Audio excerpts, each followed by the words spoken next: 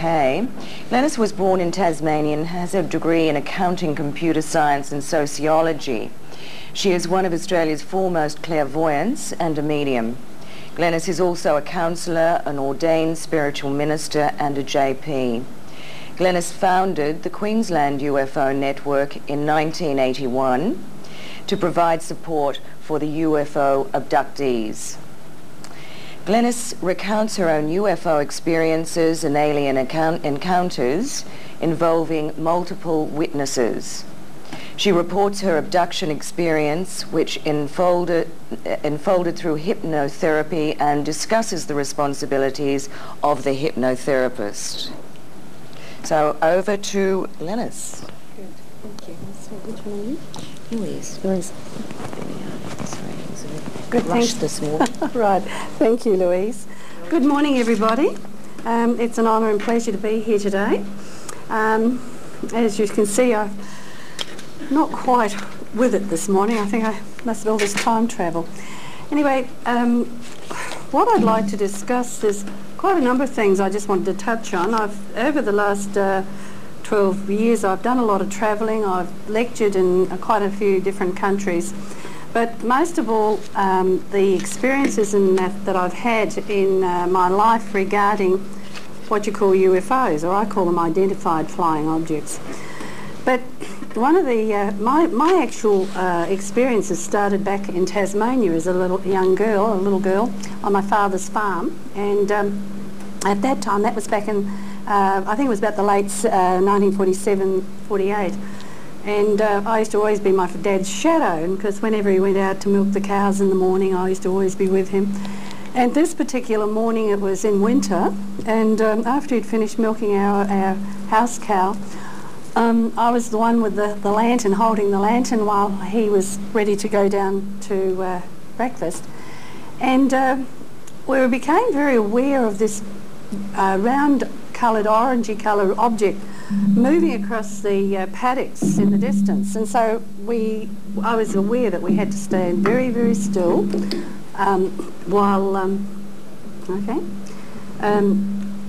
while this object was moving. And then eventually it took off and went up into the sky. And my dad always said to me, well, let's go down to breakfast and we won't tell Mother that we saw the moon flying across the sky. So of course, when I look back, that was the first encounter or experience that I'd had. Now, it wasn't until I got married and I went to live in New Zealand. We were living in a little place, my husband was working for the government at the time, and we went and we were living in a little place called Masterton in the Wairarapa, which is about probably an hour and a half, 2 hours from Wellington. And it was on the 24th of April 1964 that I had an event took place where I was coming home from the pictures, and I'd driven out into the rural area, not very far from home, to let off some people. And on the way back into where we lived, I was aware of an object with a spotlight that lit up the paddock beside where I was driving. At first I thought it was a crop dusting plane, because we're in an area where the crop dusters go out quite frequently, and often they come back very late at night. But as I started to drive, I became aware that the animals were moving in all directions, and this light just lit up the whole paddock. And of course, by this time I started to get a little apprehensive, wondering what on earth it was. And then I realised, when I looked out the passenger side window, this very large object that looked about 2 stories high, and it had lights just sort of flickering. Well, of course, I only had a little old car, and by the time I had my foot flipped flat to the boards to get back into South Road where we lived. Now, as I turned the car, this huge object went up over the car, and then it was just cruising along just above the chimneys of the houses.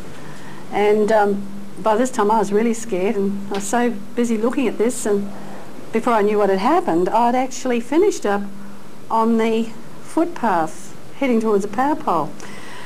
The next thing I remember, I was driving in my driveway, and when I looked in the rear vision mirror, this object was over the houses opposite, but it actually seemed to overshadow about 3 of the houses. So if you can imagine the size, because the average block of land would have been about a 1/4 acre.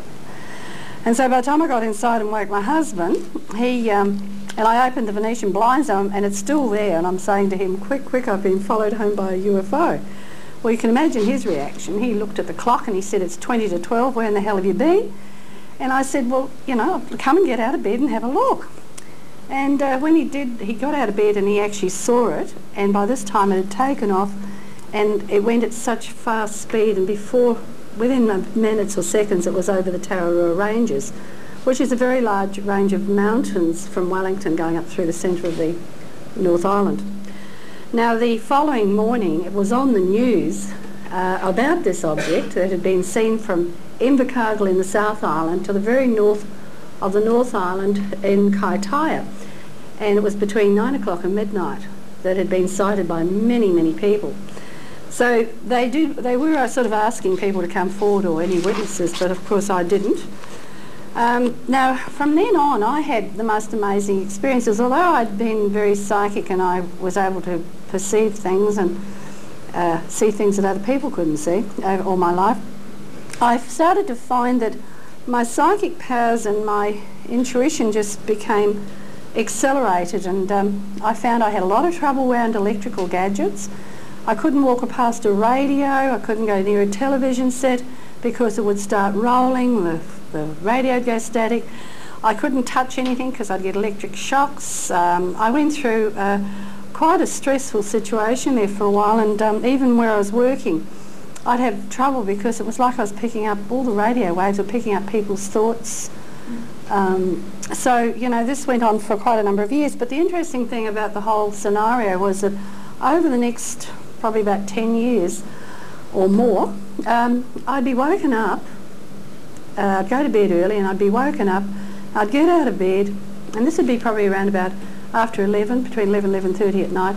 I'd get up and I'd go over and I'd open the blinds and I'd stand there, but I was always aware of this light that would come through, and it was like penetrating my brow, and it was like I was having a communication with somebody or something.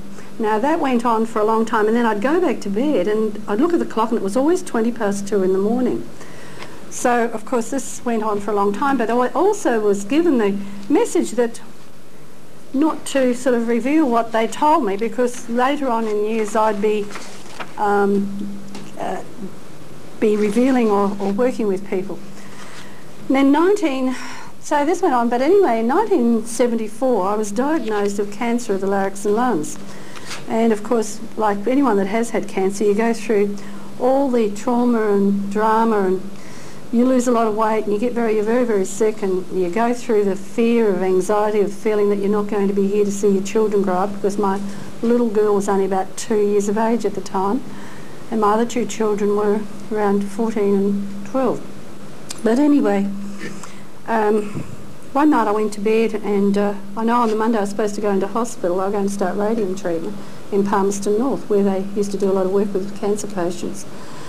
But I actually had someone come to me in a dream to tell me that if I went into hospital I'd never come out, and they had worked for me and they'd be directing me to someone that would give me healing. So one of the most remarkable things, when I woke up the next morning, the first thing I said to myself is, I'm not going to die. I'm not going to die.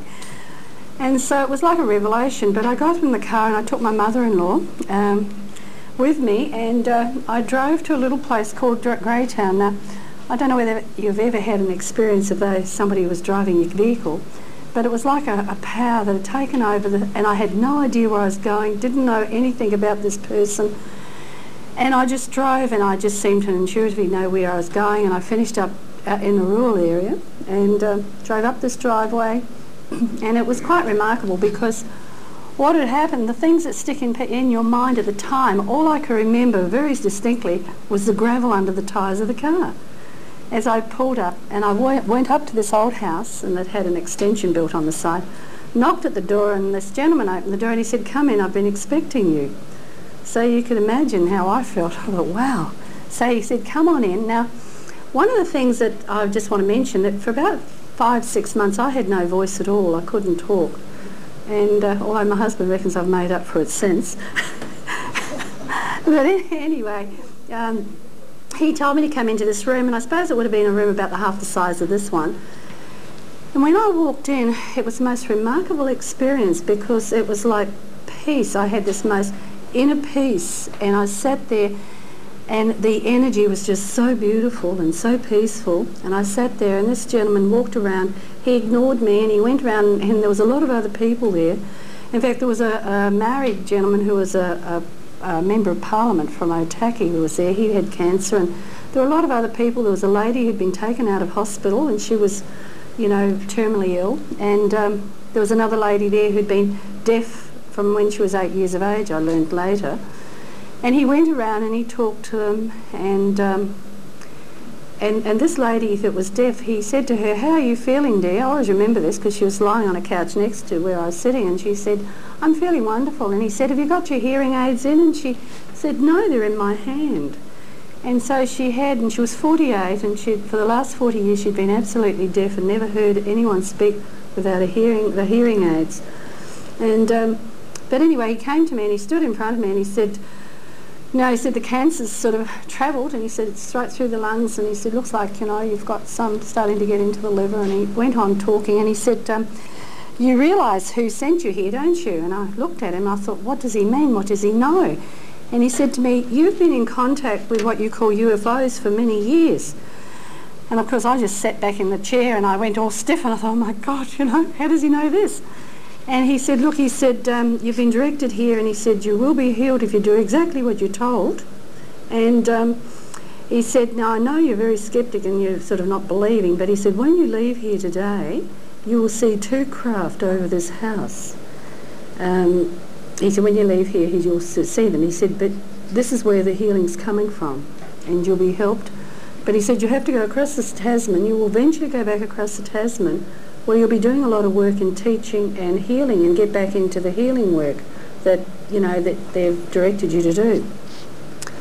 Well, when I left that day, it was exactly at 12:10, and as I went out to the car, we looked up into a very clear blue sky, sunny day, and there were 2 silver round discs in the sky, one on top of the other, but one to the left, so you could actually see.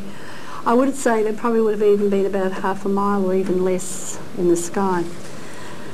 Well, he did say that I'd have my voice back within 8 days. Well, I got it back in 6 days. And the cancer went, and I probably within about 4 to 6 weeks, I was almost cured. I remember going back to the specialists and doctors. They sat down, wanted to know what I'd actually done and everything else, and then I had more tests, and eventually proved that there was no cancer there. I was free of it. But as they said, it was a miracle.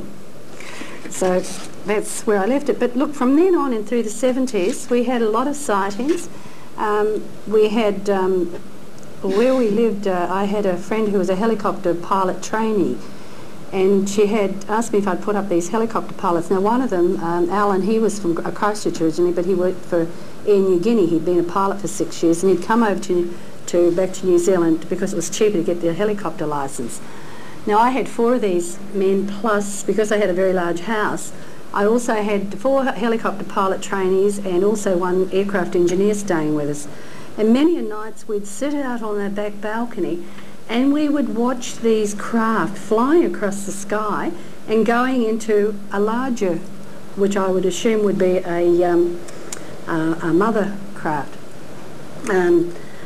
Sometimes we'd see anything up to 15, 18 of these craft. Now, at the time, right through the 70s, there was a lot of activity in New Zealand, tremendous lot of activity.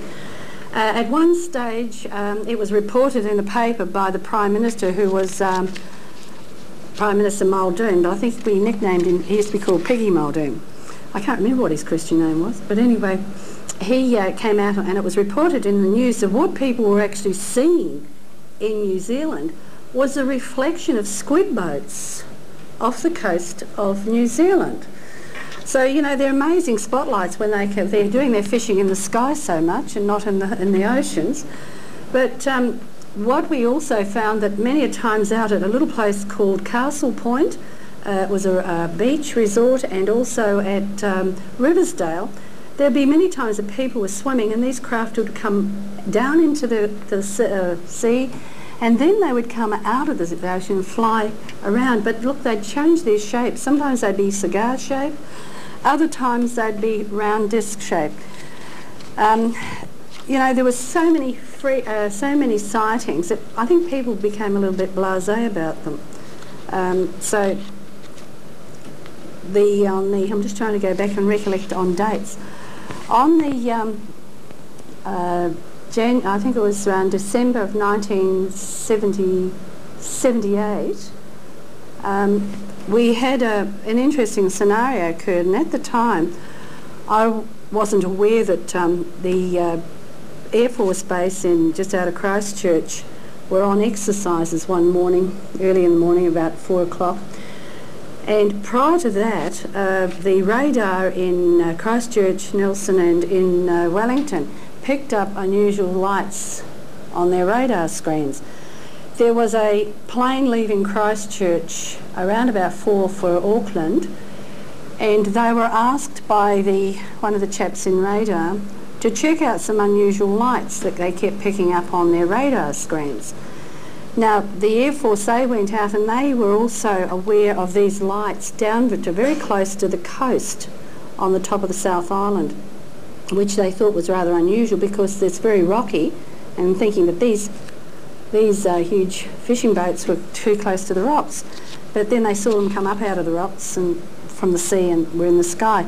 Now, one of the pilots who they asked to check out, and if he'd go off his course slightly, to just check out these lights. Well, as it turned out, one of them went across his in front of the plane.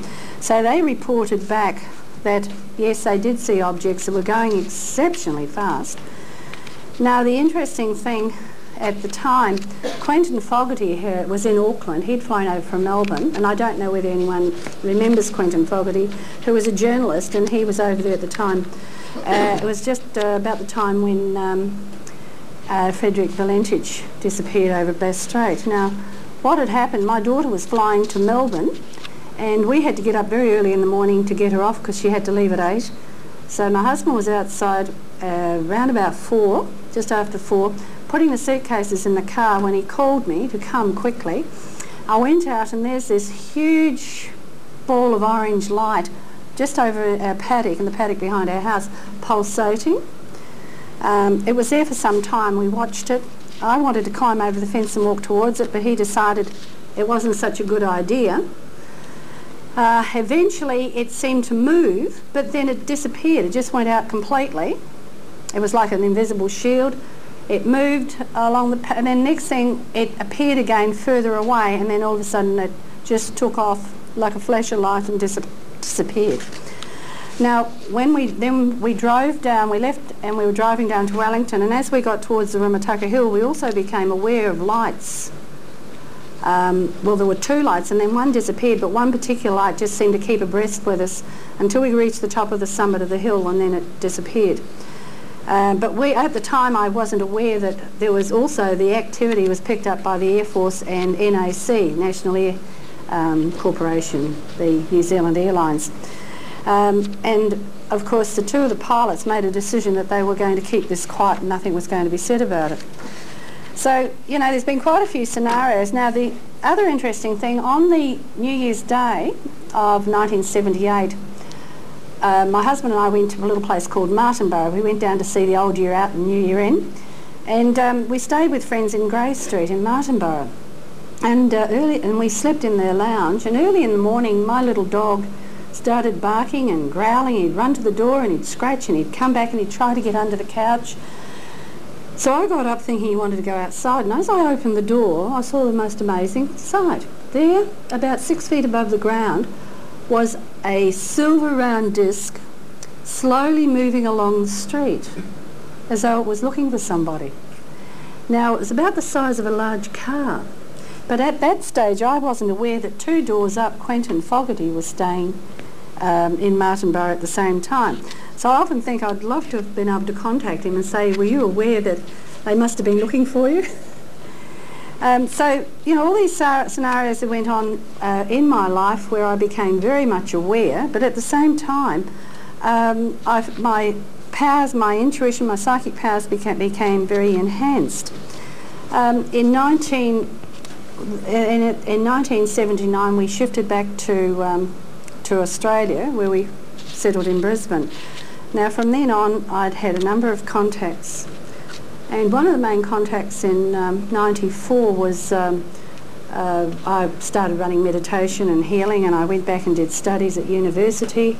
And from 1967, I started getting involved in studying osteopathy. And I'd done that with a wonderful British osteopath in New Zealand for many years. And then I came back and furthered my studies, and I started a clinic in Mount Gravatt in Brisbane as a herbalist and an osteopath. And then, of course, later on I studied hypnosis. So I've been doing hypnosis since around the I've qualified around the mid-80s. So what I found with hypnosis, because of my abilities and being able to, and I've had so many experiences myself, I felt that I was able to hone in and help people with hypnosis in helping them with their traumas. I started a community centre in Salisbury in 1986 where we could bring people together that had unusual experiences, and regularly, on a regular basis, I'd have groups, UFO groups, and people would travel from all over the place. I had one lady came to see me, an elderly lady and a husband, and they had an amazing experience. They were on their way driving to Gympie. They became aware of a strange light. Their vehicle stopped. They don't remember anything else until they found they were in Stanthorpe, which is completely the opposite direction.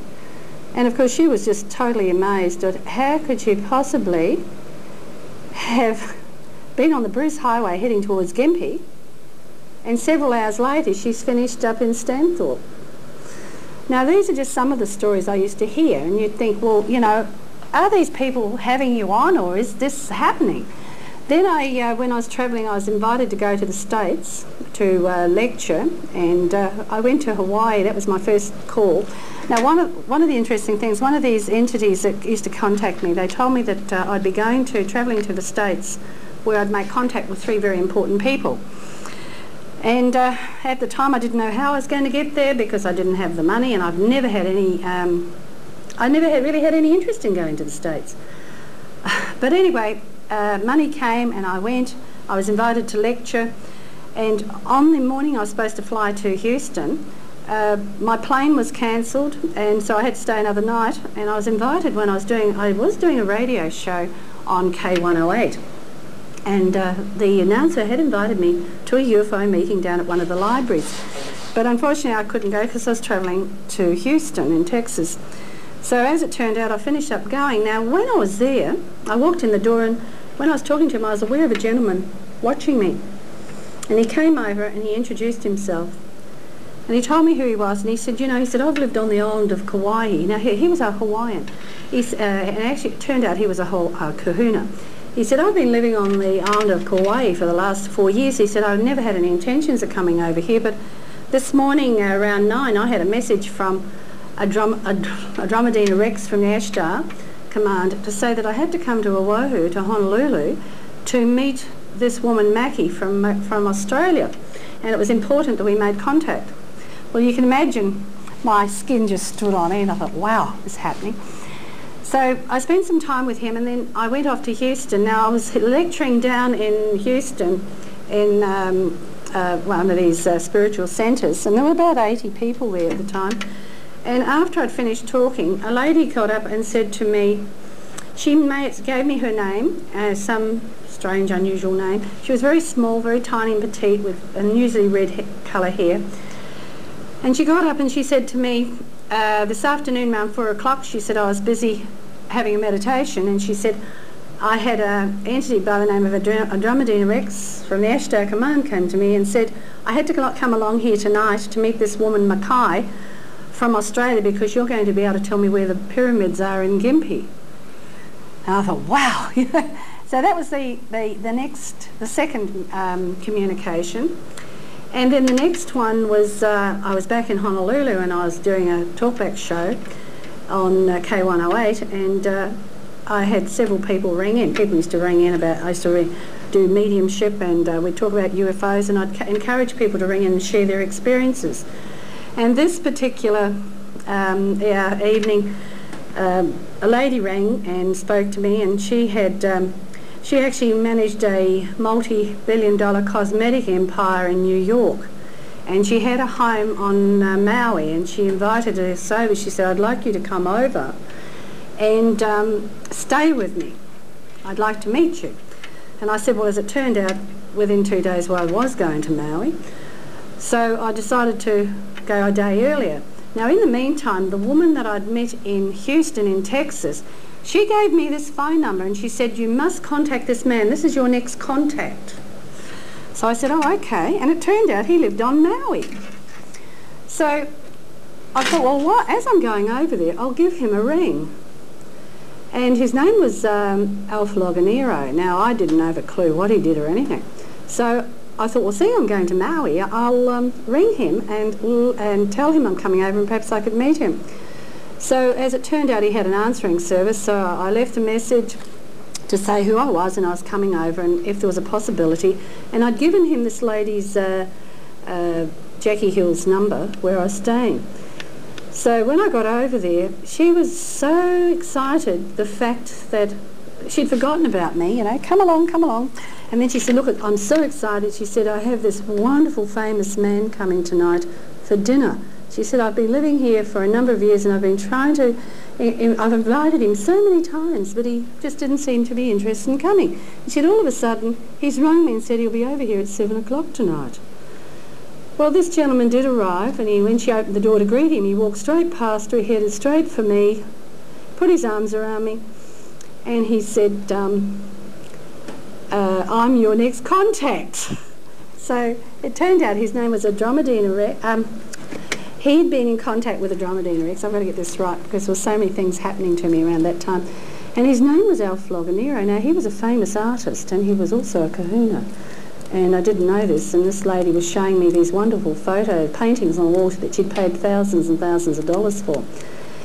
Now, we sat out on what he called the lanai, we call it a balcony, and we were having tea, and then afterwards Jackie decided we should have a meditation. Now, as I sat there, being a medium, I finished up going into a trance, and I started talking Hawaiian, which I don't have a clue on doing, and actually I channeled his parents, different ones, through and gave him messages. And then this entity which called himself Andromedina Rex from the Ashtar Command channeled through me and gave some very relevant, important information. And as I came out of trance, because I wasn't aware of what I was saying or anything, 3 craft flew over the top of us. One hovered for a moment or two and then they took off out to sea. And so that was my first real encounter and messages. Now, over the years they've come to me and they've given me dates, times, longitudes, latitudes, and say, because I've always believed, I try to keep my feet firmly on the ground, and I always say, if you really exist, you guys, I want evidence. I want to see you in the flesh. I want to see what you look like. So we were directed in April of 1986, we were given the directions and that to go up into the Gulf and they'd show themselves, and I had no idea how I was going to get there. But the long and the short of it was we had a tourist operator who drove buses up into the Gulf, used to take people up there barramundi fishing, and he'd actually invited my husband. I'd been treating his back and treating a friend of his, and he then turned around and invited my husband to go with him up into the Gulf. And I thought to myself, you know, I wouldn't mind going. So I decided to go with them. Now, he was taking a busload of 40-odd people, but, you know, you wouldn't believe it, but right about a week before, all of a sudden everybody started getting sick. He had one man and had to cancel, his wife went into hospital, there were 4 or 5 people went down with flu, and he finished up out of 44 people, he had about 14 people left, so he cancelled that trip and said, we'll take them on the next trip in 3 weeks from now. And then he said to me, look, I don't want to disappoint you, but he said, I want to travel up through the Gulf and have a look around and look for a new tour route to take people. I'm going to take my my station wagon, would you and your husband come? So we did. Now, when we went out and got as far as Cloncurry, we were aware of this huge UFO that was seen to be following us. We saw it in the clouds. Now, this man was a very down-to-earth, I don't know what you call him, ocker, but he didn't believe in anything like what we're here talking about. And he did say to me, now look, if I didn't believe any better, he said, you could say that's one of those UFOs that all these crazies believe in. But look at that thing up there in the clouds. And after a while, you know, the big clouds covered it. Now, we went from Cloncurry up to Birkenwell's Roadhouse, which is about 6.5 hours drive, and we got up there just after midnight. Now, this light followed us all the way. We had some most spectacular sightings when we were up in... we went right up into the Gulf, travelled, I don't know, I forget, many hundreds of thousands of hours. I think we did about 6,500 kilometres. But on the way back on... it was actually on the 21st of August 1997. I'm just jumping ahead a bit here. We stopped about 3 hours out of Georgetown on our way to the Atherton Tablelands, and of course, if anyone's travelled out west, you'll find a lot of the roads that aren't sealed. If anyone's travelling in front of you or behind you, you can see them for many miles because of the dust. But we stopped beside this causeway. It was a dried riverbed, to have a drink, and it was about 1 o'clock in the afternoon. And within seconds there was a four-wheel drive vehicle approached us coming across the bridge, and with two people in dressed in like military sort of camouflage, you know, those sort of green and white clothes, and wearing caps. And one was a male and one was a female, and as they approached us they slowed down, smiled and nodded their head. And I remember saying to Ken, I didn't know the military were up here doing exercises. And he said, well, I've come through here for many years and I've never seen anybody. Well, within seconds, this vehicle was back in front of us, probably about 3 metres from where we were parked off the side of the road. And they both bowed to us and said, can we be of service? Now, these two people were extremely tall. In fact, they were both slightly stooped because their head was almost touching the roof of the four-wheel drive. And so as Ken was explaining why we were there, the female kept looking at me, and I looked at her and I thought, you're not from around here, and she shook her head, and I thought, you're reading my mind, and she nodded and smiled. And I said, are you the ones I'm supposed to meet? And she nodded. And I said, well, look, I'm going to get a little closer. In fact, I'm going to touch you to see if you really exist. Now, we were towing a trailer with all our gear in. And as I walked around the back of the trailer and went to walk towards this vehicle, towards them, everything went totally still. Even the noises of the bush, the cattle that were grazing under the trees, everything went totally still.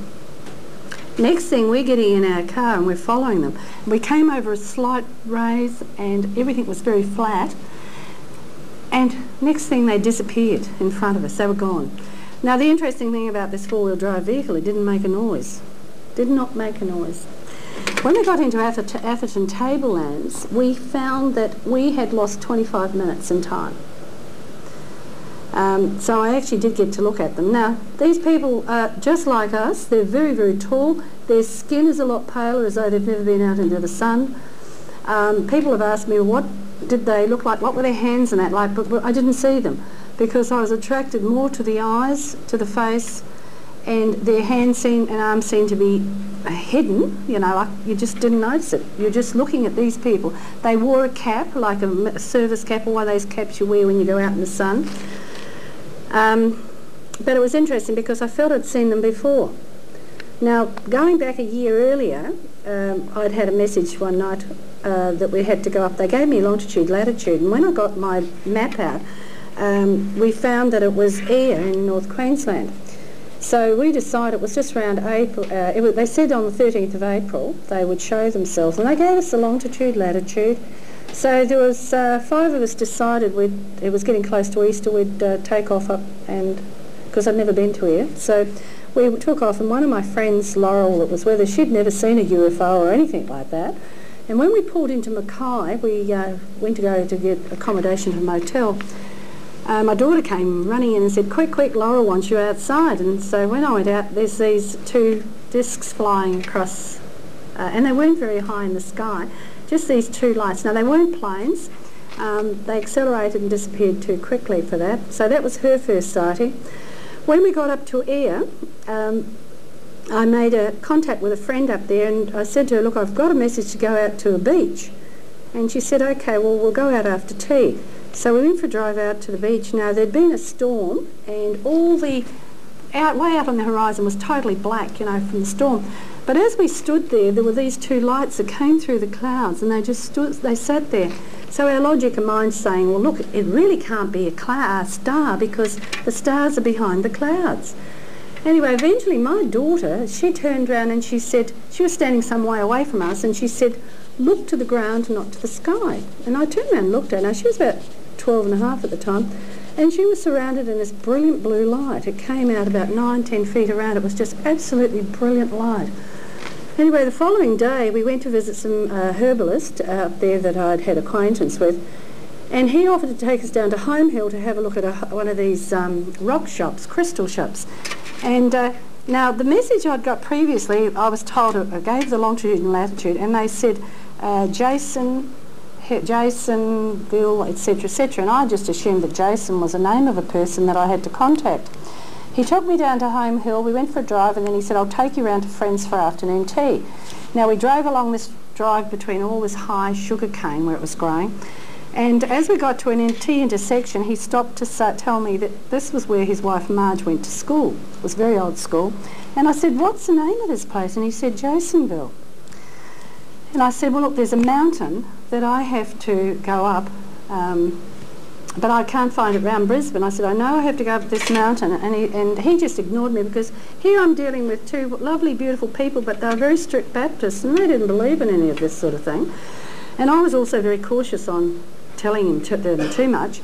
But when we started to drive along this road to turn left into his friend's property, I looked to my right, and there's this mountain that I'd been shown a vision of. So of course all the excitement, I just about fell out of the car door. And I said to him, look, this is a mountain I've got to go up to. What's it called?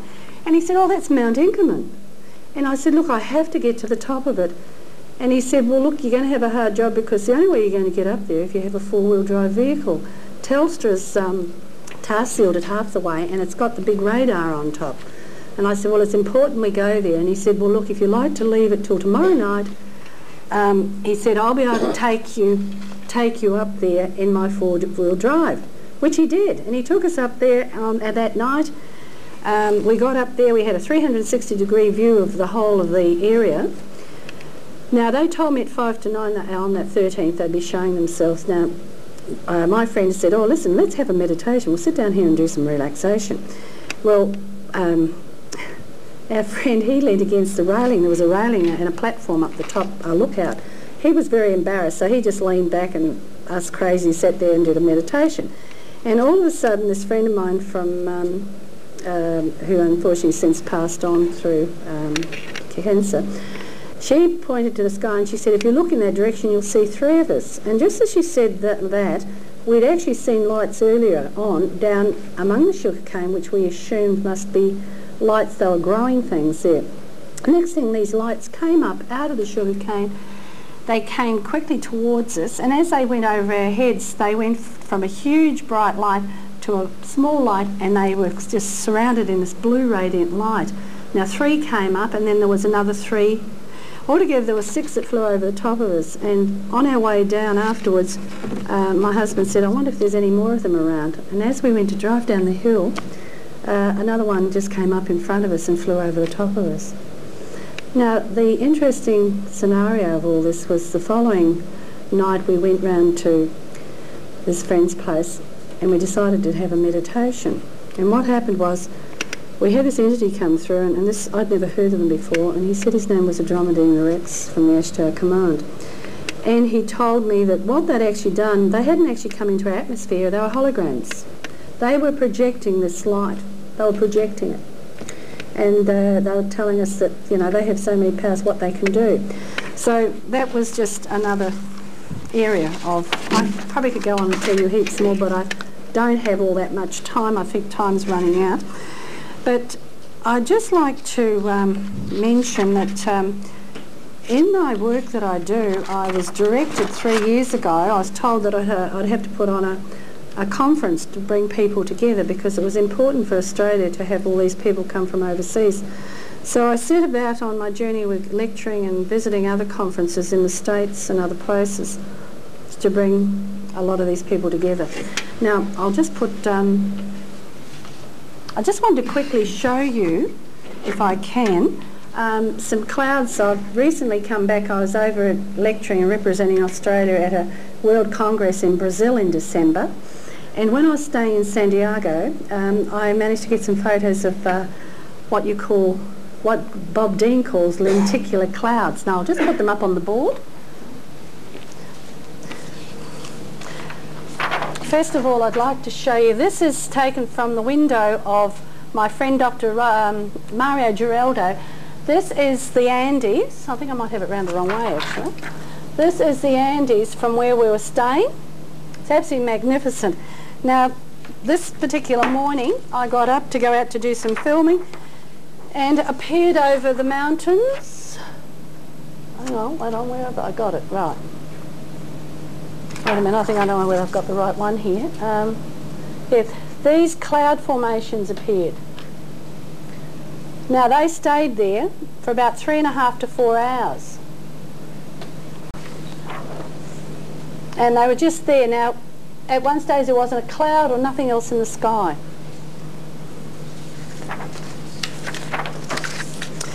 There's quite a few others here I'd just like to share with you.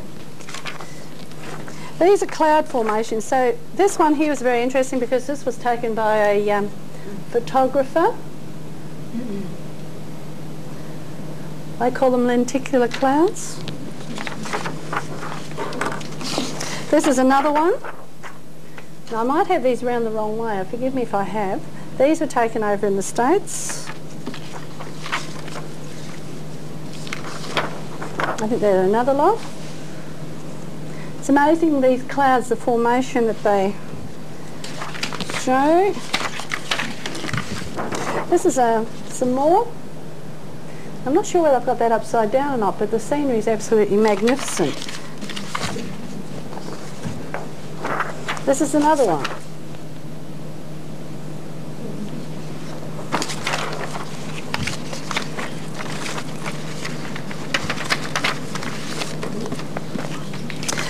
And these are, and then I've got a few others here that are just different types of UFOs that have been taken from photos over different times. A lot of these have been taken in South America. I had the pleasure when I was over there. Here's another one where there were some fighters. Now I'm sorry that's not a very good photo. I don't know if I've got that right or not. That was when there was an air display, and I'm not sure whether that was Chile or not, but when they were taking the filming, this UFO appeared out of the clouds. So there's quite of, over there at the moment there's a lot of activity going on. The night before we were ready to fly to Easter Island, where I had some wonderful experiences and visited all those most amazing statues, our guests put on an evening for us. This is a little bit of trivia. Thought you'd appreciate that. But he put on an evening for us and brought all the UFO groups in the Santiago to say farewell. And a few of them stayed behind to play pool. And I went off to the bathroom to clean my teeth and go to bed. And next thing he's banging on the door of the bathroom saying, "Glennie, Glennie, quickly, come out here. UFO, bring your camera." So I raced out first to have a look. And there's this huge craft. Now he was on the 13th floor of this building, of where his apartment. And I raced back in to get my camera, but by the time I got back, this object started to move away, and all it was then was a bright light. Now the group ufologists that were out there, one of them went out on the veranda to have a cigarette, and he actually was quite amazed because there's this UFO came slowly past. He was actually able to see all the windows. It was 2 stories. He was actually able to see, it was so close, he was actually able to see figures in something moving inside.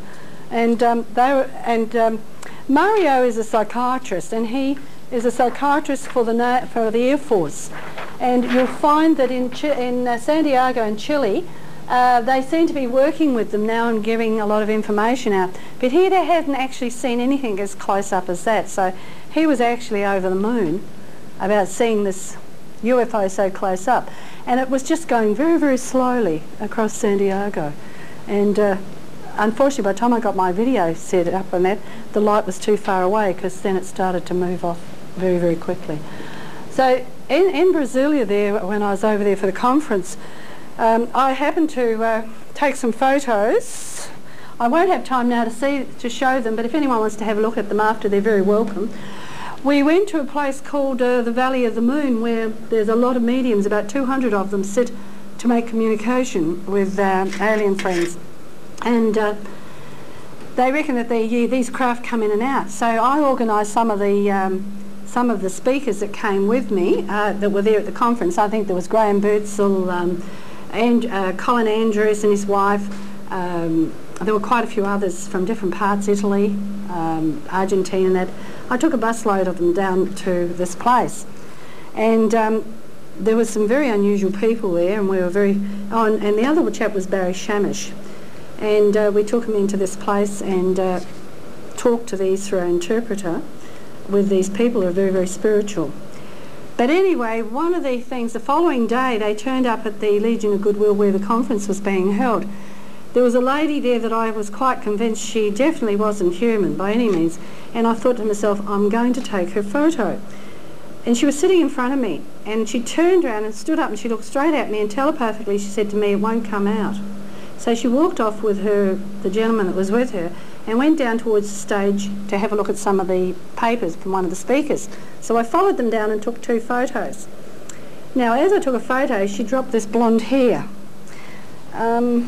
I'll try and show you. I think my time's running out, but I've taken 2 photos, but the photo I took of her came out, and all it is bright light. You can see the stage, you can see everybody sitting in the audience, but where she is an absolute bright light. And when I took the other photo, I managed to get the photo of the man that was with her, but I couldn't get her. All I got was this blonde hair. So, you know, when the truth is out there, I believe that we're being told, or not being told all the truth about these people. I believe that they're here among us. I believe they're very intelligent. The ones that I've spoken to many times are very concerned about what's happening to our Earth. They have claimed that they've given information to scientists, but it's been used in a very destructive way, that they emphasise our spirituality, how we need to come together and work in unity to save this planet. Very concerned about what's happening. I believe that in South America, in many places, they're living amongst us, they look like us, they're very intelligent, very advanced. And, you know, I question, where did we come from? Were we put here? Were we an experiment? Are they coming back checking on us? There's a lot of things that we don't know that I think that's not being revealed to us. I believe we do have a lot of activity here in Australia and many countries. I think we need to look in our own backyard specifically. We've got a large country. People aren't really aware what's going on. But I had a case not long ago where I had a military policeman that came to me for therapy. He needed his back adjustment. And I'd heard about Quilpie, this base that doesn't exist, this American secret base out at Quilpie. And I asked him where he was working, and he said he'd been out working at this base out west. And I said, is it Quilpie? Well, you can imagine all his muscles went tense, and he said, what do you know about Quilpie? And I said, oh, everybody's talking about Quilpie. Everybody knows where all these American bases are. I said, we've got about 17 or 18 of them here in Australia, probably more now. And he sort of looked at me, and I said, do you ever see any UFOs? And he went very tense again. I'm trying to do his adjustment. And I said, do you believe in them? Excuse my expression, I'll tell you what he said. He said, bloody oath I do. So I said, you've actually seen them? And he said, oh yes, but he said, that's all restricted area. We don't get that close. So I said, look, I've heard people telling me they come in and out all the time, because I'm just saying this. And he said, yes. And I said, well, you know, because you see what happens, everything's kept underground. Now, I've also had women that are on farms that I've spoken to that tell me they're followed for anything up to 100, 200 kilometres sometimes when they're travelling. And when they get to a certain point, these UFOs just turn and go back from where they came. So, you know, there's a lot of things going on here. There's a lot of mystery of what's going on. There's a scientific base here where they've shifted from Hawaii, where they do geomorphia. There's a lot of things going on, and I think it's good for us to be aware that we're not alone. We're being protected. All those little spy satellites up there that they sweep our streets every day, every 24 hours of the day. They know what's happening. In fact, I sat in a plane next to a man who works for the government, and he was over here putting these security in to protect Australia. So as a closing, I'd say I have got a lot of other things, but my time's run out. Maybe if there's any questions you want to ask me later. You know, regardless of what we're told, we're not alone. And if only we could live in peace and harmony regardless of race, colour and creed, I think we're on a spiritual journey, and I feel it's a never-ending journey. And I just want to quote this: of the gladdest moments in human life is the departure on a distant journey into unknown lands. Anyway, thank you for listening to me. In Alice Springs, Northern Territory. Keith was born in Sydney, but has been living in Alice Springs for the last 18 years. His interest in UFOs started around about the age of 10, but he's only become more actively involved in recent years. Keith has a particular interest in the nuts and bolts aspect of UFOs, and his talk today is UFOs over Central Australia. Keith's home patch covers 16,000 square kilometres of Central Australia, remote towns, camps and settlements. He discusses UFO reports from this vast area, inaccessible to most ufologists. So welcome, Keith Douglas.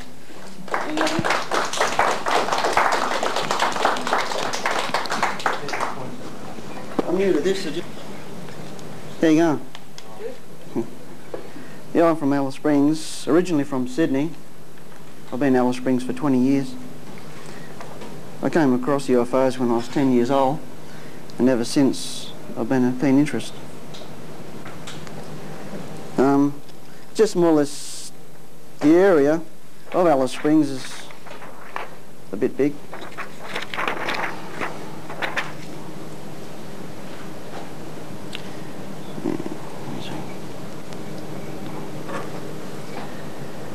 As you can see, I'm a bit shy and nervous, I just hang around. Alice Springs is just there, and there's been sightings as far as, well, Tenner Creek. There's a sighting there that was a craft landed. It was actually the military cordoned it off, and there's sightings around all these dots here. Get me speech up a little better. Eh?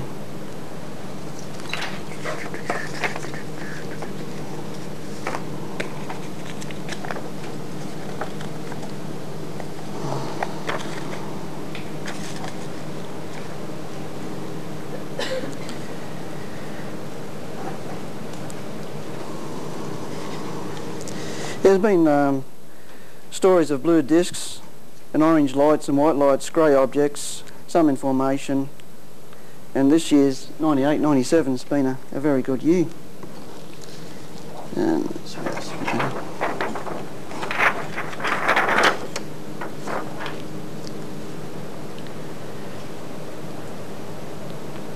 There's been a few stories where,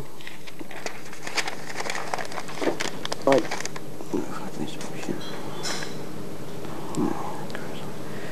after talking and meeting with Colin Norris down south of Adelaide, he appointed me as a research officer for him, for Alice Springs and the general area.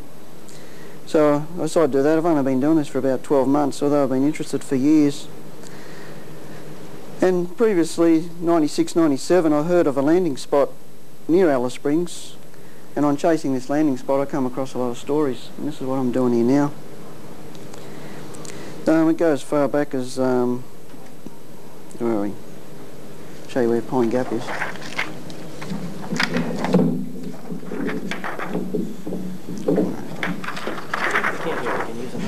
No worries, now we're in business.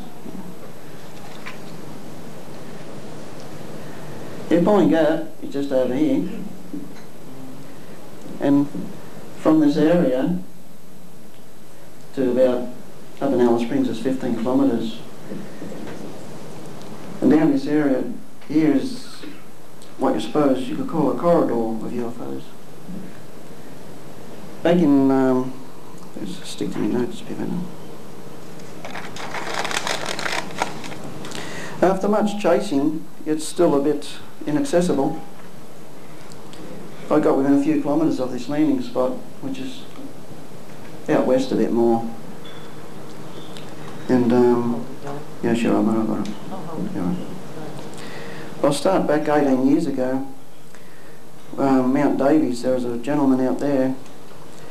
He was, one night he was with a bloke and he was chasing a car. Right.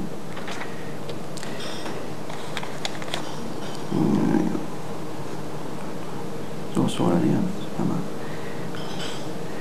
There's a place called Mount Davies, which is just northwest of South Australia. There's a blue, nice big red disc out there. Yeah. Take that one off.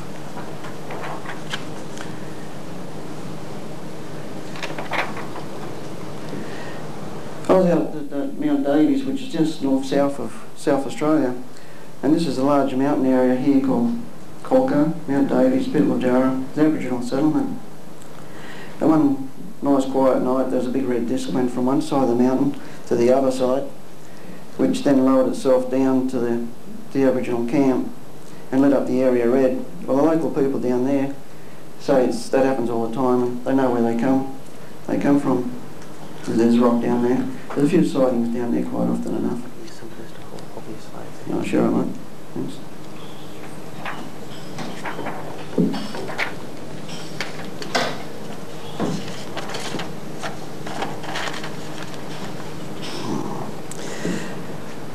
Yeah,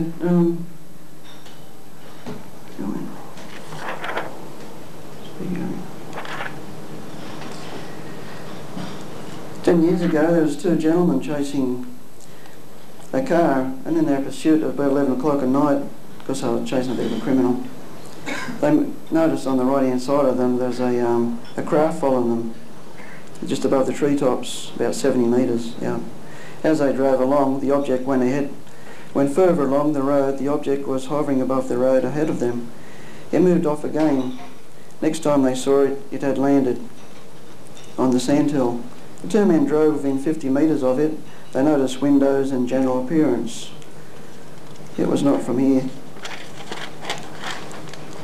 They felt a bit worried, so they drove to the police station, which is at Hermansburg, which is about 120 kilometres west of Alice Springs. This craft followed them, and when they arrived, the craft then went away. Back in '96 over Alice Springs was a very good year for lights, orange lights. Popular spot, yeah.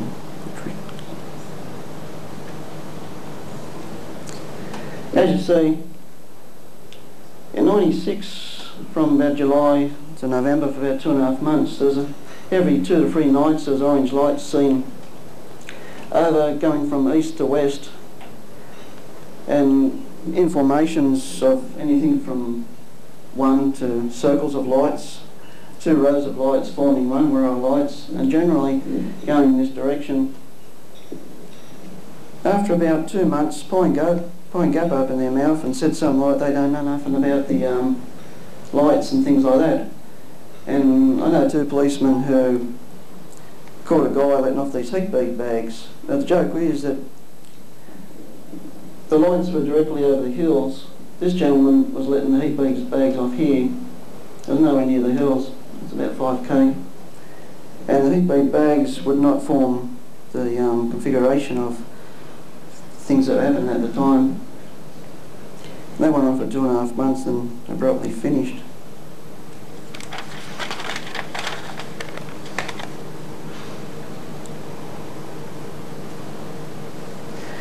Yeah. So this one gentleman was following these lights, and Pine Gap's just down here, and they went out of sight. A lot of the sightings that are seen around Alice Springs are going from east to west, and a lot of them are going from north to south. I've gone as far as Tea Tree, which is a fair way up, 200 or 300 kilometres north of Alice Springs. And that was it.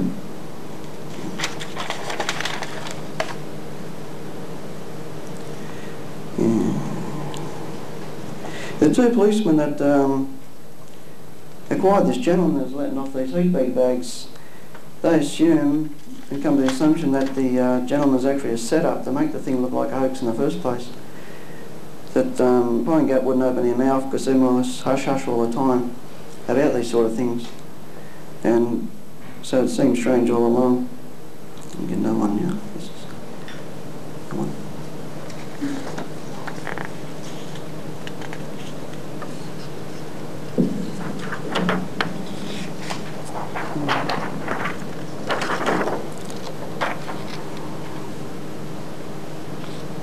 Back in '96, well, first these two towers are there, and back in '96 they put this tower up here, and after it started transmitting and things like that, one night there's a disc floating on top of that tower seen by a heap of circus people and a bunch of Aboriginals down the bottom, both sides of the camps there. The disc mucked around for a while, and then the very next morning a helicopter dropped off some army looking guys, and there's no reason at all they can get up the top of that hill because it's virtually inaccessible except for a road. And they looked around for about half a day as if they'll look for something.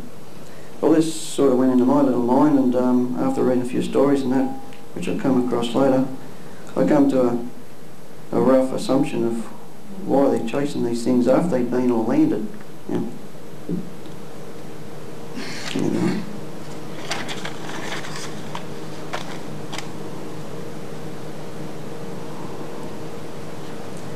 Yeah.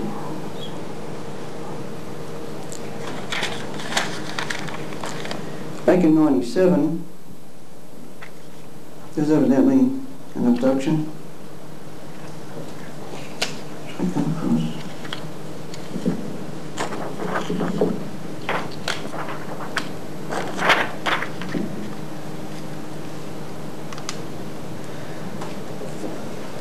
Alice Springs Jail is a new jail. It's only opened last year.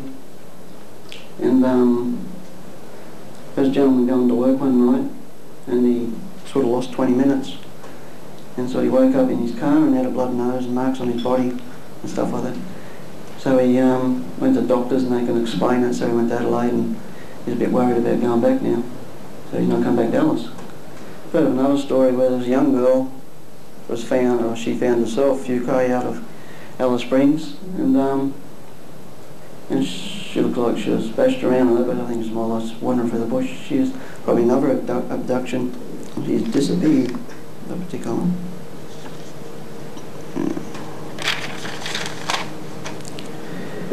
Yeah. Back in November '97, heard of a UFO encounter up there, which is Tea Tree. There's maps there.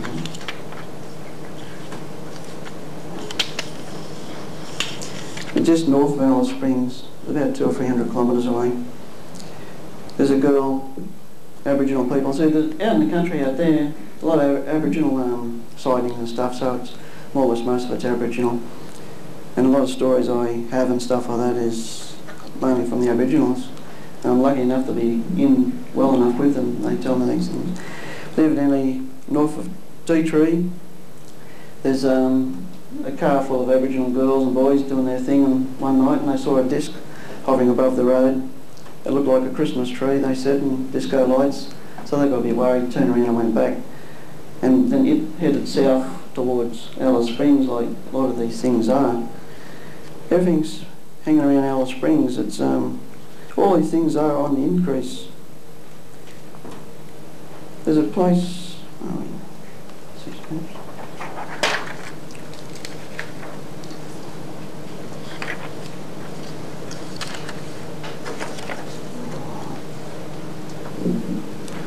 There's another map here somewhere.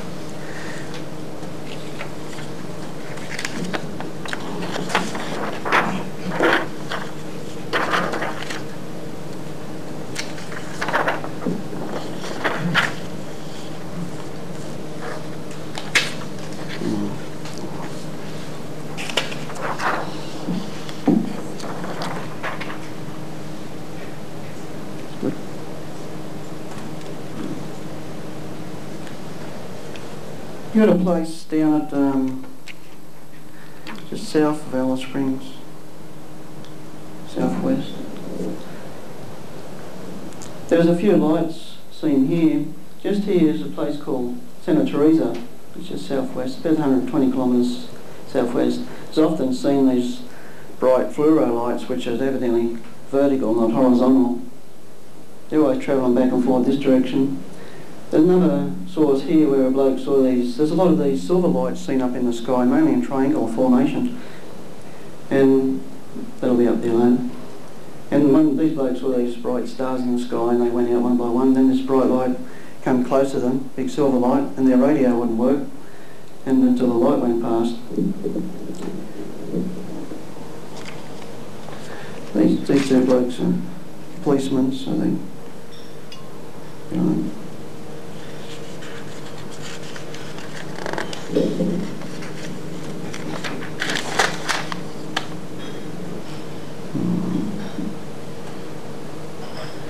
yeah, down at Uluru Rock, about 5-6 hours drive from Alice Springs.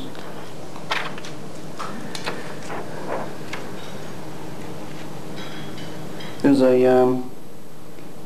two astronomers down there. They rang me at 2 o'clock Sunday morning, which was good of them. And they mentioned their job is to show the tourists the stars and things like that. And because they know the constellation of the stars, and they saw these lights in the sky which didn't really fit the pattern of things. So they watched them for a while, and after a while they flickered off, and a couple more reappeared, then decided to travel off in each direction. Just west of Alice Springs is a good spot. I might set up a house out there. It's a pretty good spot.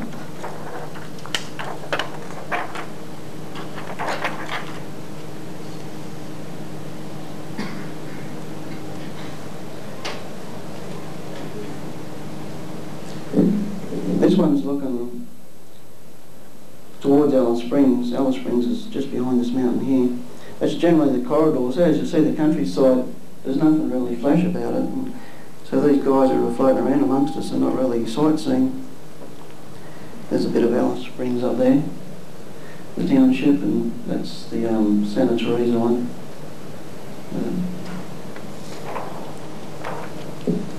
Trying.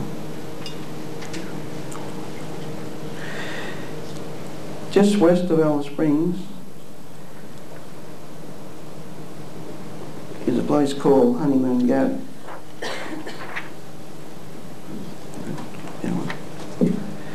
And in this place, I see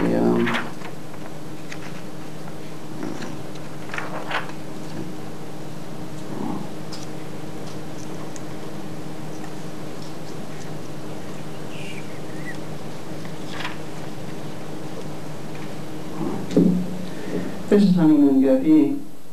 Alice Springs is up here. Most of the sightings are seen in this area and just a little bit more west out that way. There's Pine Gap just here.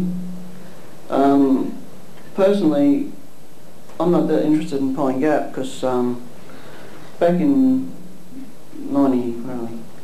last year, 97, late last, Colin Norris appointed me as a representative for him at Alice Springs. So anyhow, further west out here, look for this landing site, which I heard about a year earlier. I came across a cattle station fence and asked this cattleman, can you lend us the key so I can get in there? So he said no, of course, a few other words. 3 weeks later, at my job, I had one of the Pine Gap security guards give me a visit. I said, I was expecting you. See, Pine Gap is, alright, if it's fenced area is only so big, but these lines indicate fence lines of cattle stations and stuff like that. And they're all over the place. There's cattle fences everywhere, you know, like there's a few in. So anyhow, I had no intention of going in the base whatsoever. So I said to this guy, security guard bloke who gave me a special visit, he knew all about me, he pretended not to. I said, well, I've been expecting you, it took you 3 weeks to get out here. And I said, look, I've no intention of going to Pine Gap because nothing there attracts me. And he said I've had plenty of time to get there, so I didn't worry about it. So everything that's happening is coming towards Pine Gap. Nothing seems to be really going away from Pine Gap. Yeah, that's what's fascinating about it. So I suppose I convinced him that I'm not going to go anywhere near there. Although I can tell him I might go a bit further down here next year when I get things put together. If you're right. There's a story.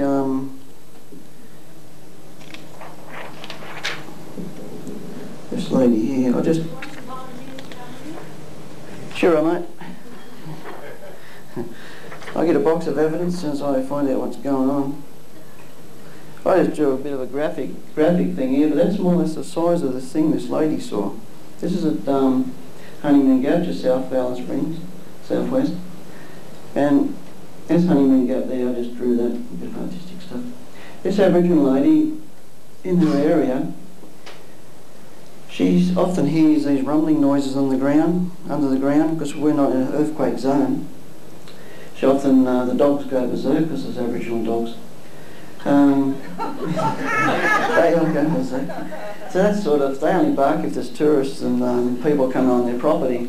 So this particular lady, she was at 11 o'clock one night driving along Honeymoon Gap, this direction towards Alice Springs. And just from there to there is probably just short of a kilometre, not even that. So that's more or less how big it was. She says, behind the trees on the ground, and it was a glowing object. And as they kept driving, it took off, came towards her car, and then followed her halfway to town, and took back off again and went back towards Pine Gap, this time over the mountains where Pine Gap is. She lives just 9 kilometres just north of Pine Gap. It's a good area up there. Yeah. When was that? Pardon? When was that? That was in '96. These are only the stories I've come across. Because of my area, it's pretty hard and a bit expensive to get well known. And I've got my name around the places now. It's just all starting to come together. The next year and the year after should be much better. Yeah.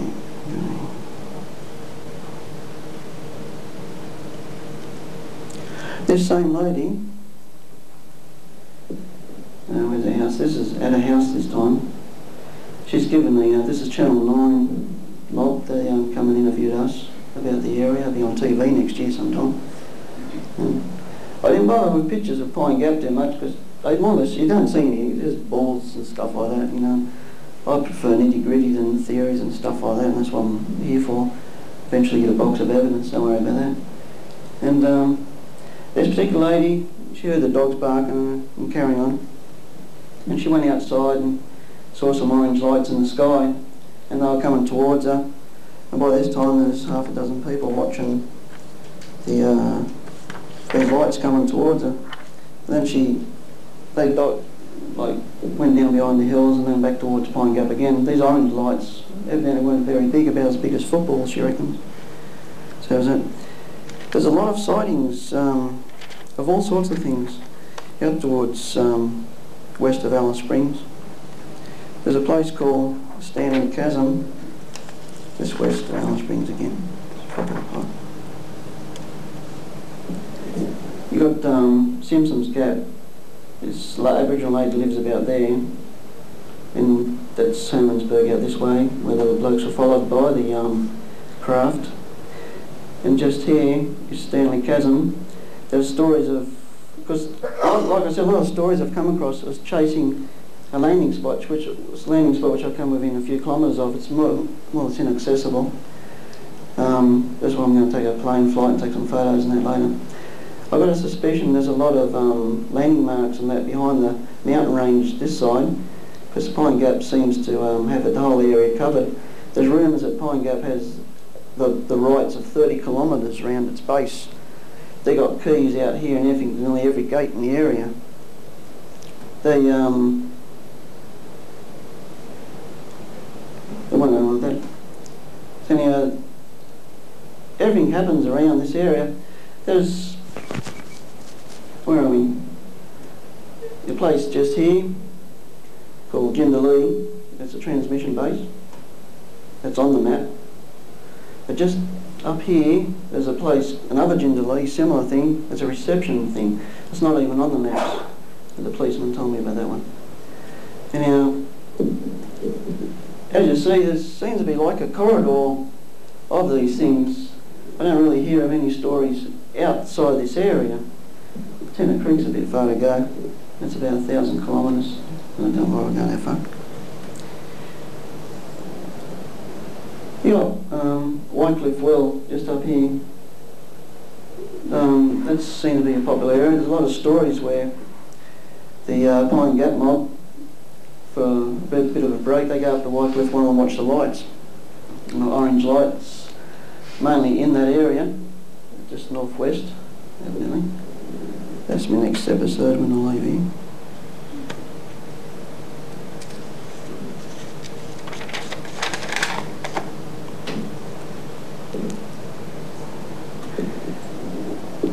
There's often stories, like I said, chasing this landing spot, keep cropping up. There's a young girl, a few other Aboriginal ladies, half-caste ladies and that live back at Alice Springs, and quite often they'd drive back to town. It's not that far, it's only about 50 kilometres.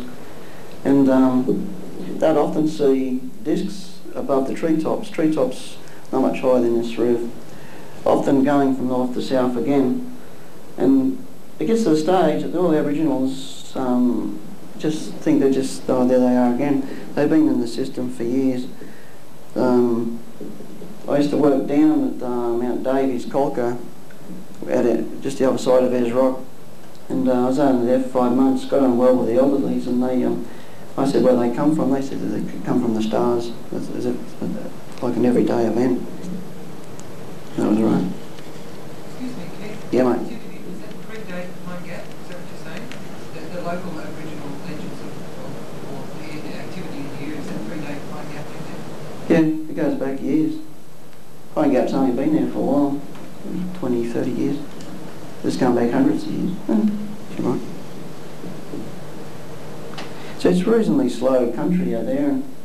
The old landline telegraph line is faster than the old mobile phone sometimes. I don't like theories and stuff like that, and I'm still trying to work out a few things. I've read a lot and stuff like that since I was about 10. And so I thought, why would, I mean, in the middle of nowhere, Tennant Creek, why would the army come down and cordon off the area? Now that's a bit of a joke in Tennant Creek. It might not be in that spot, that's where I was told roughly. You could drive along the dirt road and you wouldn't even know the landing spot was there, except for no-go zone signs and stuff like that. It's interesting why the helicopter dropped off the army guys the very next morning when the disc was hovering over the towers, stuff like that. So I thought either this craft dropping off or picking up something, because it seems strange they just land for a couple of minutes and then take off again. You know, not like they're going to visit behind the tree or something. And so anyhow, I mentioned this to the Aboriginal lady. She said, it's funny you say that, because when she was 18 years old, she saw this disc land, and a bunch of young girls, Aboriginal girls, they're always shy, no matter how old they are, they're really shy. And they saw this thing take off again and they work up their guts and they walked over and saw these burn marks and all the rest of it. Seen them before. And in the middle of the burn marks was a metal ball and some cubical metal objects. So they picked them up and they gave them a tingly feel and they dropped them again and left them there. So that was that, and she's never been back since. So that's just a rough theory, which I don't like theories anyhow. Has anybody been out there since looking at the metal balls? Well, it's a big area, mate, and it takes time and money to do all this. Who asked that question? Yeah, I'm working on that. You need four-wheel drives and things like that, you know. It's very rugged in a lot of places. See, that's just a bitumen road there. Once you get off it, except for Ayers Rock, it's virtually all dirt. And it's a big area. It takes time and your money and your car, and everything's got to work up, plus time off work. Next year, It's going to be a UFO year for me. My wife's going away for a while in my free time. There's a spot south of Alice Springs, which I've been told, out this way. There's lights seen every night.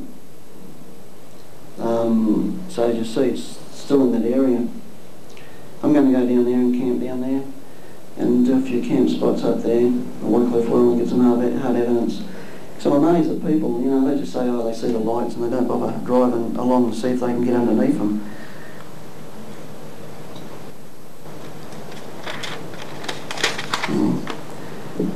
Have you ever been in, you've been to Wycliffe Well, old roof focus up there, out front of his little garage.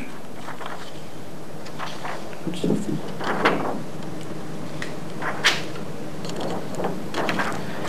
He's got some of his little friendly aliens he made. That's out front of Wycliffe Well. Attracts everyone. Wrong colour, stuff like that. That's another shot of the towers. These are the cameramen. We went up the back of this mountain range and had a bit of a go there. Every Tuesday, roughly, but please call me if this always proves me a liar. It was on a Sunday. You got the old Pine Gap aeroplane come in and unload. That's this truck there. They might have 3 or 4 truckloads, maybe 10 sometimes, they load things. Excuse me, where does that land? That's at Alice Springs Airport. There's no airport at Pine Gap. Who asked that question again? There's no airport at Pine Gap at all. Everything comes and goes via Alice Springs Airport. Do they land these planes at night, dark? No, it's all daytime stuff. All daytime. And they're hot doggers too. Yeah. They'll go and buzz the airport and the Gap to show off. Classic Yanks. Yeah. So this is one of the bigger planes. I spoke to a bloke who helped dig that 9-storey underground facility at Pine Gap years ago. And I was fortunate enough to help unload the plane, which is a different story again, of 2 giant fans which virtually nearly as big as this room. 2 huge fans which obviously must be for the underground facility out there.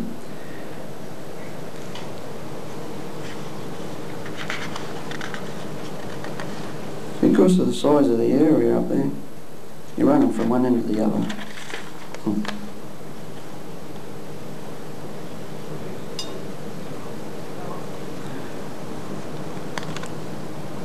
Thought I wasn't going to have enough. You're right, mate. So what are they unloading for these planes? Most of the stuff is goods for the people, yeah, the Americans themselves. And there's a few secret stuff floating by. I know 2 guys that work out there, and I've known them for 15 years, and they won't tell me anything. And actually one guy virtually admitted that he believes in UFOs and stuff, and the very next week he denied everything. Yeah, where's this thing gone?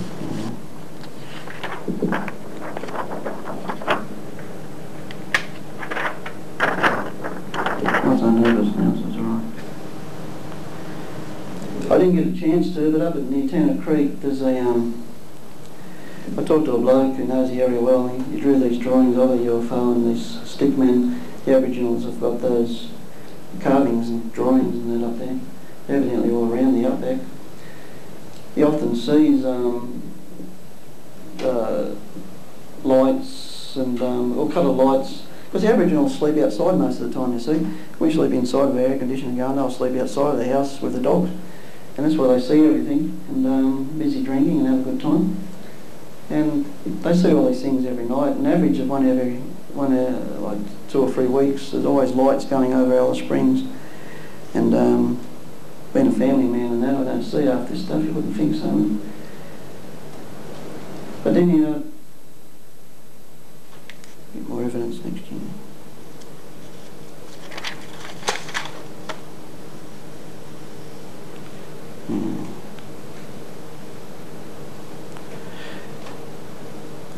In August this year, it was a very good day, on the 11th for Tuesday,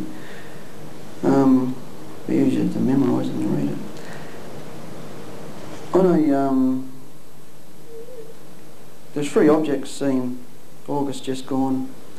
Evidently, a lady, an elderly lady, decided to get up out of her house at 2 o'clock in the morning, take a walk outside her house, and saw just north of Alice Springs a large bright silver light bobbing around. She watched it for an hour, and then it took off straight up in the sky. That was that morning. That afternoon at 6:30, there was a long fluoro light followed by a large ball of fluoro going north. That was about 6:30 the same day. And evidently this might have been a meteorite, but 7:30 that night there was a large white fiery ball, they say, which more likely would be a meteor. And it went from south to north and evidently landed in the Gulf of Carpentaria. It lit up the area so bright that at night time it lit up, like I say, brighter than daytime, this light that went over. That was seen from as far south as South Australia border, right up to the Gulf of Carpentaria. I made phone calls and chased the story of this, and it was seen by quite a few people. I think more likely it was a meteor, is the last one, but in that day there's 3 objects seen. 2 were possibly craft and the other one was just a meteor.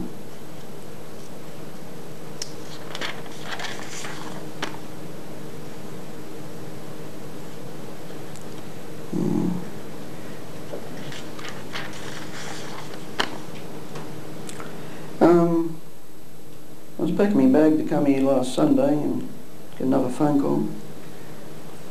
There's a place called Hamilton Downs. That's evidently a camp. That's a white man's camp. And you go camping, just like send your kids to camp and things like that. And there's evidently a church group out there. They split up in 3 groups, go for their little walk about 10 o'clock at night. They went off in different directions. And of course, not knocking religion and things like that, these church people, you know, they probably wouldn't believe in all this stuff anyhow. But the point is, they saw up in the sky 3 large white coloured lights, 3-4 times bigger than the stars in a triangle formation. There's about 30 witnesses on this one, and they saw it just in this area, which is, by the way, near Jindalee. And they saw the lights and they flickered and they were super bright. That's what they attracted their attention. And then they went out one by one, and that was that.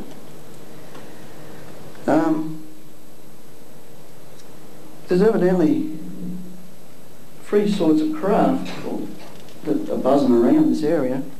They're these silver lights which seem to hang up really high in the sky, and sometimes they come low to the ground. And then you get the orange lights, which seem to be buzzing around here a lot, plus at the Whitecliff Well. Like I said, I'm only new into this, and to get knowing, it's a big area, you know. I mean, from there to there, yeah, that's about 200 kilometres, and then you've got another Whitecliff Well, another 200, and then that's 600 from Tennant Creek to here for a start. And so it's a fairly big area, not counting the width of it, which is about 200k this way and so forth. A lot of these things I find out are from police and things like that, with little connections I got. That's about that. Any questions? What was the 3rd sort of craft you mentioned? 3rd one, that was about 7:30 at night, that same night. Evidently it was a meteor, I think, because I heard about it there. So what I did, there's a place, it went diagonally across the territory. I rang up a little place down here called Idra.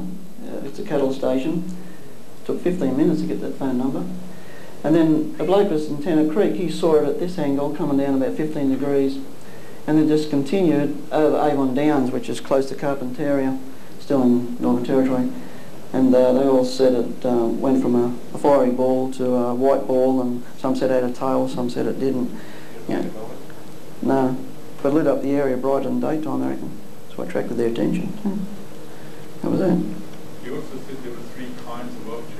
You mentioned 2. Yeah. The other ones are these ones that seem to be floating over the treetops all the time. The actual discs and general craft. The stories of different people and that floating around. Well, that's another thing, but it's...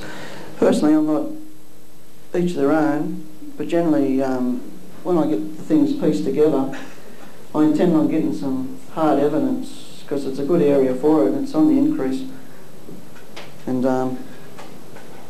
so if this sort of thing happens next year, I should have a better sort of box full of evidence, hopefully. Things like that. No, that's about it in here. Thanks a lot.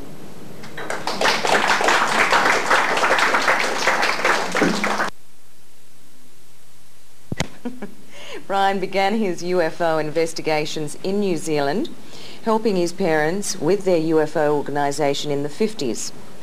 Now, after moving to Sydney in 1987, he maintained his interest and helped set up UFO New South Wales in 1991. Brian has particular interests in field investigations and abduction research. Now, the talk this morning is UFO New South Wales Abduction Research Program. Brian looks at how UFO New South Wales got involved in abduction support and research, reviews methodologies and several complex cases, and investigates possible relationships between alien greys and human beings. So, thank you very much, Brian. Here's hoping. Oh, it'd be wonderful. I heard this man speak a few months ago over lunch. He had me spellbound for 2 hours. Thanks, Brian. And I didn't even stop to breathe. No, you didn't. Thank you very much. Thank you very much too, people, for coming along to this talk. I'd perhaps like to apologise to any of you who may have turned up hoping to hear Paul Jackson from Tasmania. Paul had to pull out at the last moment due to health reasons, and I've sort of taken this over for him, talking about something completely different, of course. Now, I suppose my main interest for the last few years has been the subject of UFO abduction, the UFO abduction phenomenon. It's a very, very interesting one. And I suppose one of the first things that you've got to consider here in Australia when you look at this phenomenon is why do we bother looking at UFO abductions here in this country at all when there's so much United States material around, available in the shops? Why should we bother with it? I think basically there are probably 3 main reasons why we need to get involved in UFO abduction research here in New South Wales and in Australia generally. First of all, if you're providing UFO abductees with support, and you have to take on support if you're going to do any UFO research, you can't just act like we used to a good many years ago with UFO research, where you hear of a sighting, you rush out into the outback or wherever, you talk to someone about their sighting, then you rush back into the city and you write it up, and that's the end of it. Here with UFO abductions, you've got to provide ongoing support. There's an ongoing effort required for the people involved, the so-called support component of that side of the research. And it's very different from many UFO researchers. But first of all, if you're providing this support and looking at researching the field, basically what you do find, my first reason, is that you need to have local data to provide local people with information. As I've said, there's plenty of stuff from the United States, and for many people, anything and everything happens in the United States. The view is that often that it happens there, but it doesn't happen here. Now, doing UFO abduction research shows that, in fact, it does happen here too.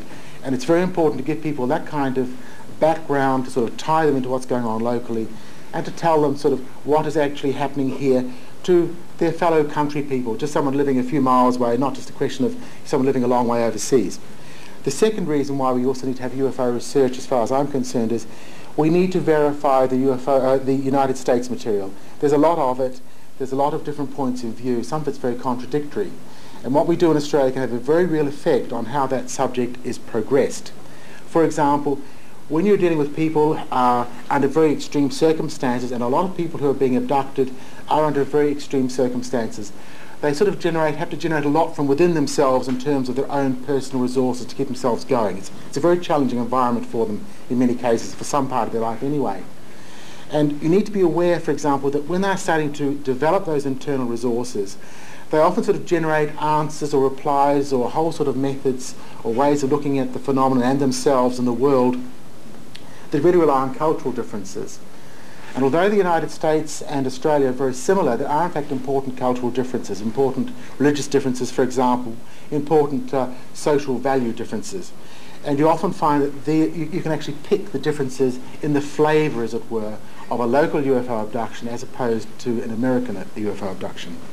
So that's the second reason. We need to verify the US material with Australian material and find out what's due to cultural differences and what isn't. What is the basic component of the phenomenon? What's consistent no matter what the culture? The third reason I think we need to do UFO abduction research is we need to be aware of the abduction phenomenon itself. It's great to read all the theories and all the material that's coming around from overseas and that, but unless you actually get out there and sort of do the hands-on stuff, it's like, it's the difference between collecting recipe books and reading them or actually doing cooking yourself. It's that hands-on work makes a huge difference to how you actually relate to the phenomenon and how you relate to the people concerned. Now I need to talk first of all about a very important component or a very important element that came out a few years ago. How many of you have heard of the Roper Report? Okay, quite a number of you. Well, basically, in the United States in 1991, a survey was made, a very important survey where the Roper organisation polled a couple of thousand Americans with these 5 questions. Firstly, have you ever wakened paralysed, sensing a strange figure or presence in the room? Secondly, have you ever experienced an hour or more of missing time? Have you ever felt you are actually flying through the air without knowing why or how? Fourthly, have you ever seen unusual lights or balls of light in a room without understanding what caused them? And fifthly, have you discovered puzzling scars on your body without remembering how or why they got there? These are the 5 basic questions, and of course in a poll like this the Americans also included a whole series of little questions which help them check their data. I mean, you can't just sort of set up something from scratch without including a few checks and balances as well to try and get rid of spurious information. And the results, as I said, the Americans are very good at this kind of phenomenon of checking out the information from these kinds of polls. Now there were 5 questions. Now what they actually sort of expected was, and if you can imagine, this is one of your old traditional Venn diagrams. You've got a series of overlapping results, shall we say.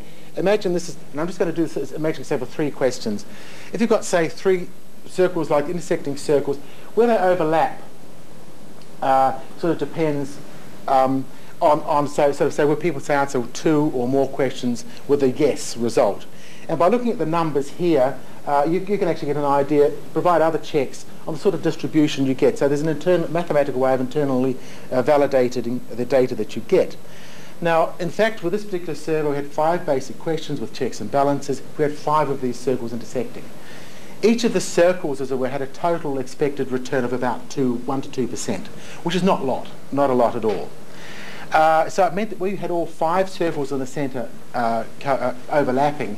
You in fact expected a very, very small number of people to come back with a yes. If the so-called UFO abduction effects were entirely psychological, that is, you expected sort of about 2% of 2% of 2% of 2% of 2%, which is a very small number. In the United States, if you polled everyone in the United States and you expect perhaps for psychological reasons alone, you might expect to get 1 or possibly 2 people coming up in that very central bit where all the circles overlap. The results of the survey were quite spectacular. Okay, if you're interviewing a couple of thousand people, you wouldn't expect to actually hit the one person in the United States who was being abducted, where it was due to some sort of psychological effect. The chance of that happening were absolutely astronomically small. So what they were absolutely expecting to get, that they would get an idea of how many people fitted into that central bit by the way in which the numbers fell in the larger circles outside, the bits that actually intersected in other areas.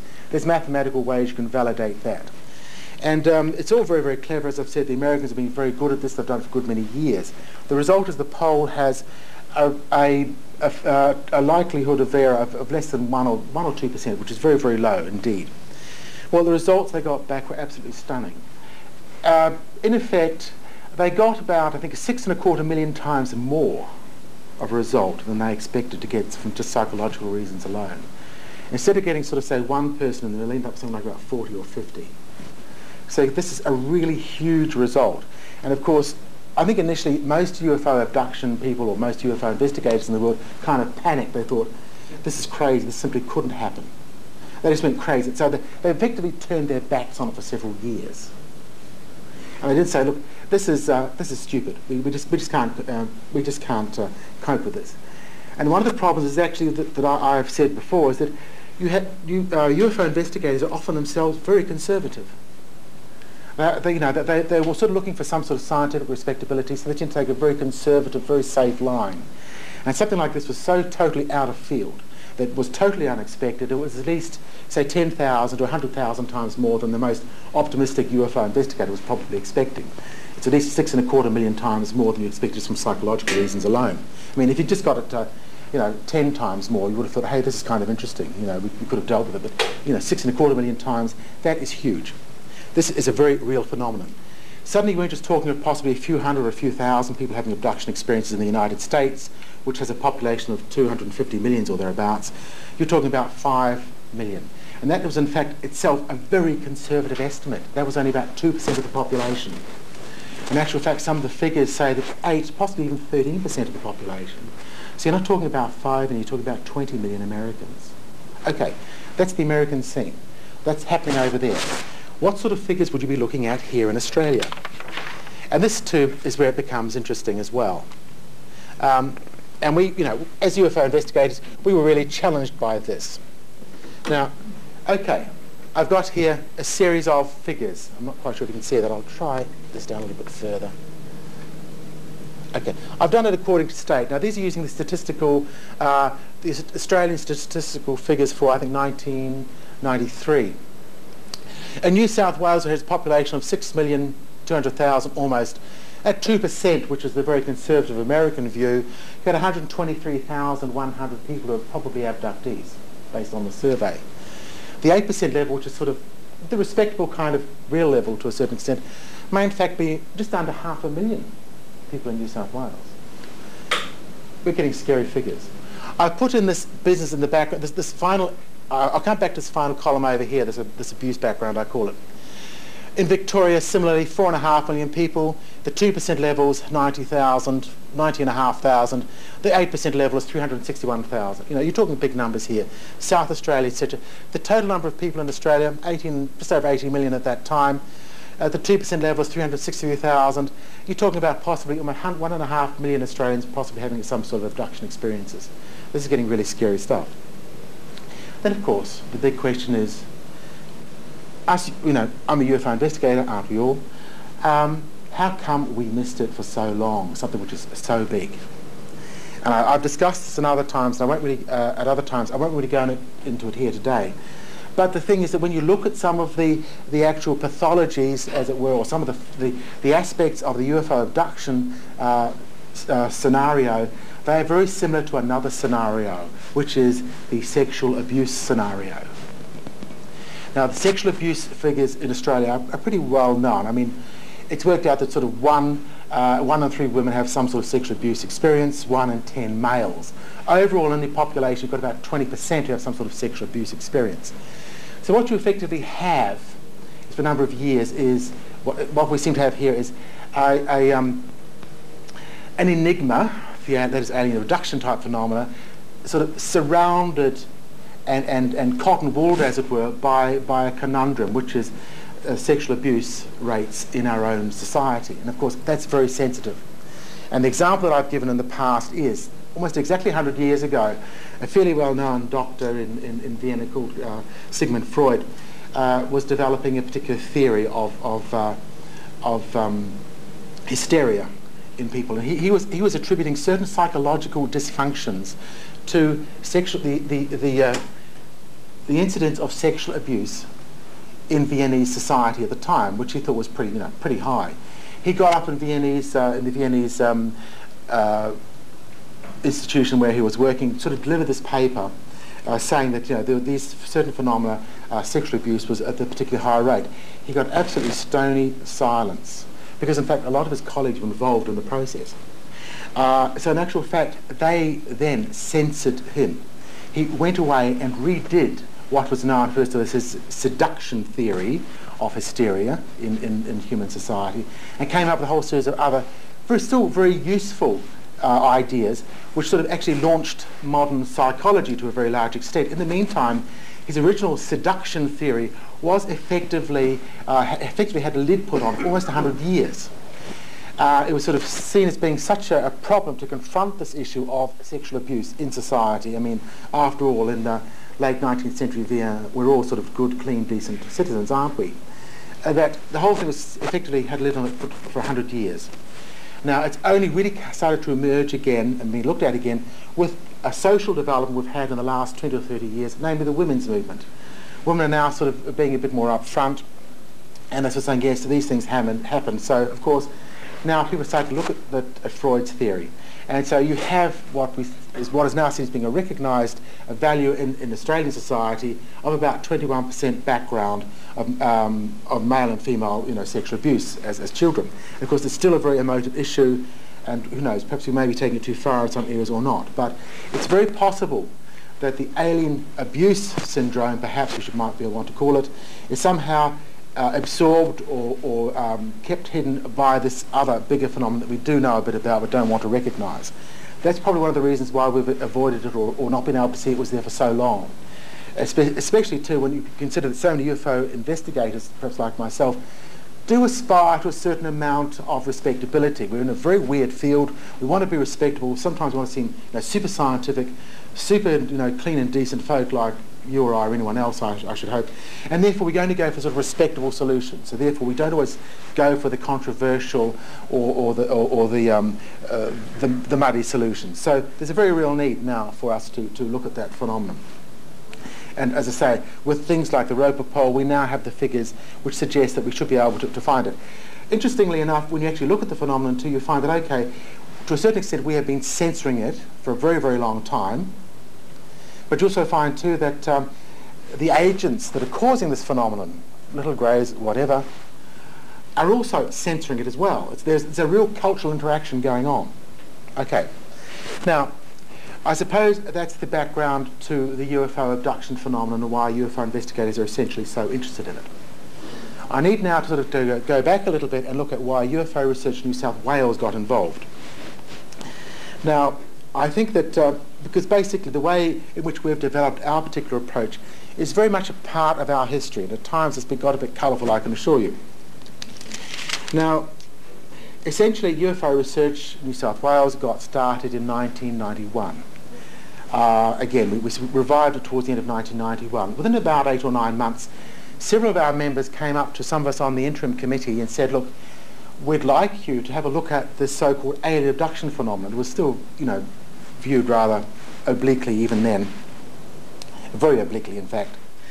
We'd like to have a look at it because we think we're having these kinds of experience. Okay, myself and several others got together and we formed a subcommittee. We looked at it for a little while, over 4 or 5 months, and we decided, hey, okay, first of all, as I've suggested before, we're going to have to really change our ways of operating. If we're going to go into UFO abduction research and investigation, we also have to have a look at providing support. You can't really have one without the other, and we've got to try and we've got to change our method of operating.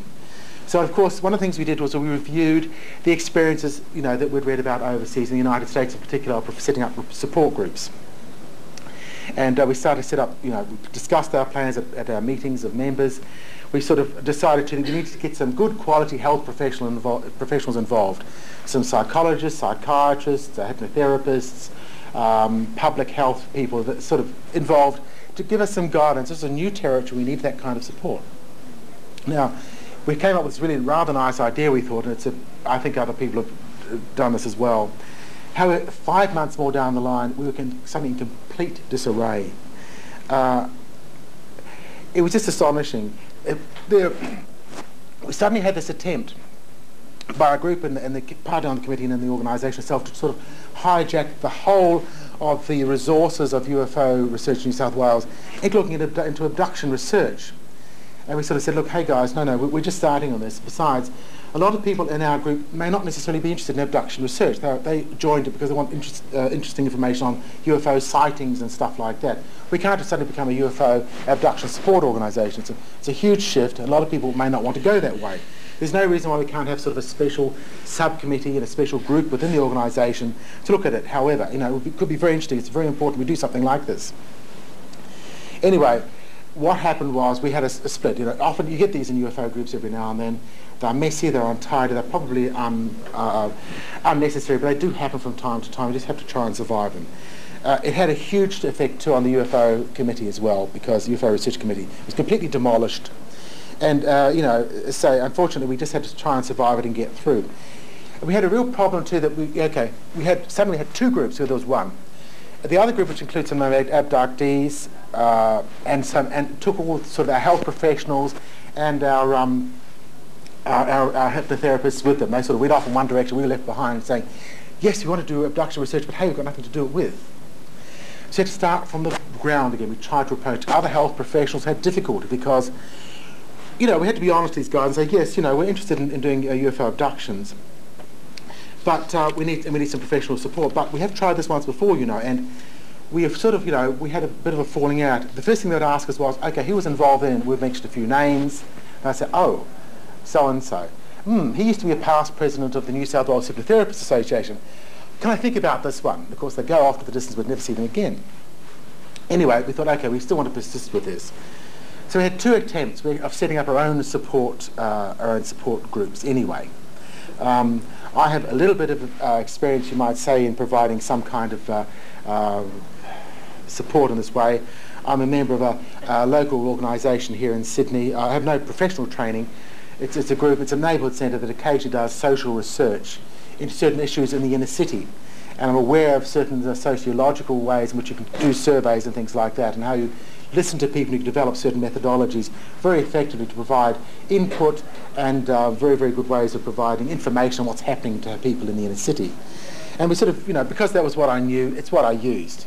So we tried to get these support groups set up. Just basically we could sit down and listen to our abductees talking about their issues and so on and so forth, following sort of the American models. Well, we had the first attempt. We were infiltrated by people from the other group. For some reason they had to infiltrate us. We couldn't guarantee the confidentiality of our clients, our abductee clients, so we had to disband it. We had a second go, the same thing happened. In the meantime, because we couldn't sort of attract any professional people, we said, look, okay, we don't have any professional people. Go and see these people. You know, they do. They should be able to help you as well. I mean, we can't help you professionally, but they should be able to help you. Well, we'd actually got to the stage to say to these people, look, when you go to talk to these people, don't tell them you've been to see us first, because they think we've sent you to spy on them. We couldn't be bothered, quite frankly. And, you know, because if they said to the people who are coming to us and then gone to them, oh, you know, how did you hear about it? I said, well, we heard about you through UFO Research in New South Wales. They said, oh, we don't want to know you. And of course, that's really not what it's about. If you're providing abductee support, you've got to support your abductee, whether it's politics or all sorts of petty stuff involved, whatever. You've got to be there providing support for these people in a professional and a structured and a suitable fashion. So we had people who were coming to us more by default because they didn't know about the other groups. We'd refer them perhaps for professional help. Nothing would happen. So, okay, we finally got to the stage where we thought, all right, we've had 3 goes. The first one, complete chaos. The second 2 and 3 had to be disbanded.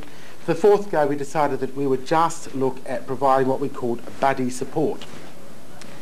If you're UFO investigators, you're out there talking to people about sightings quite often, suddenly you become aware that there may be sort of a missing time episode involved, sort of UFO abduction type phenomena as part of your usual investigation process.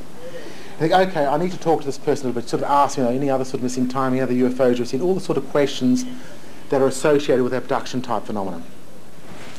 And you would actually sort of, and we could sort of provide a counselling role to a certain extent depending on our own sort of experience in this area.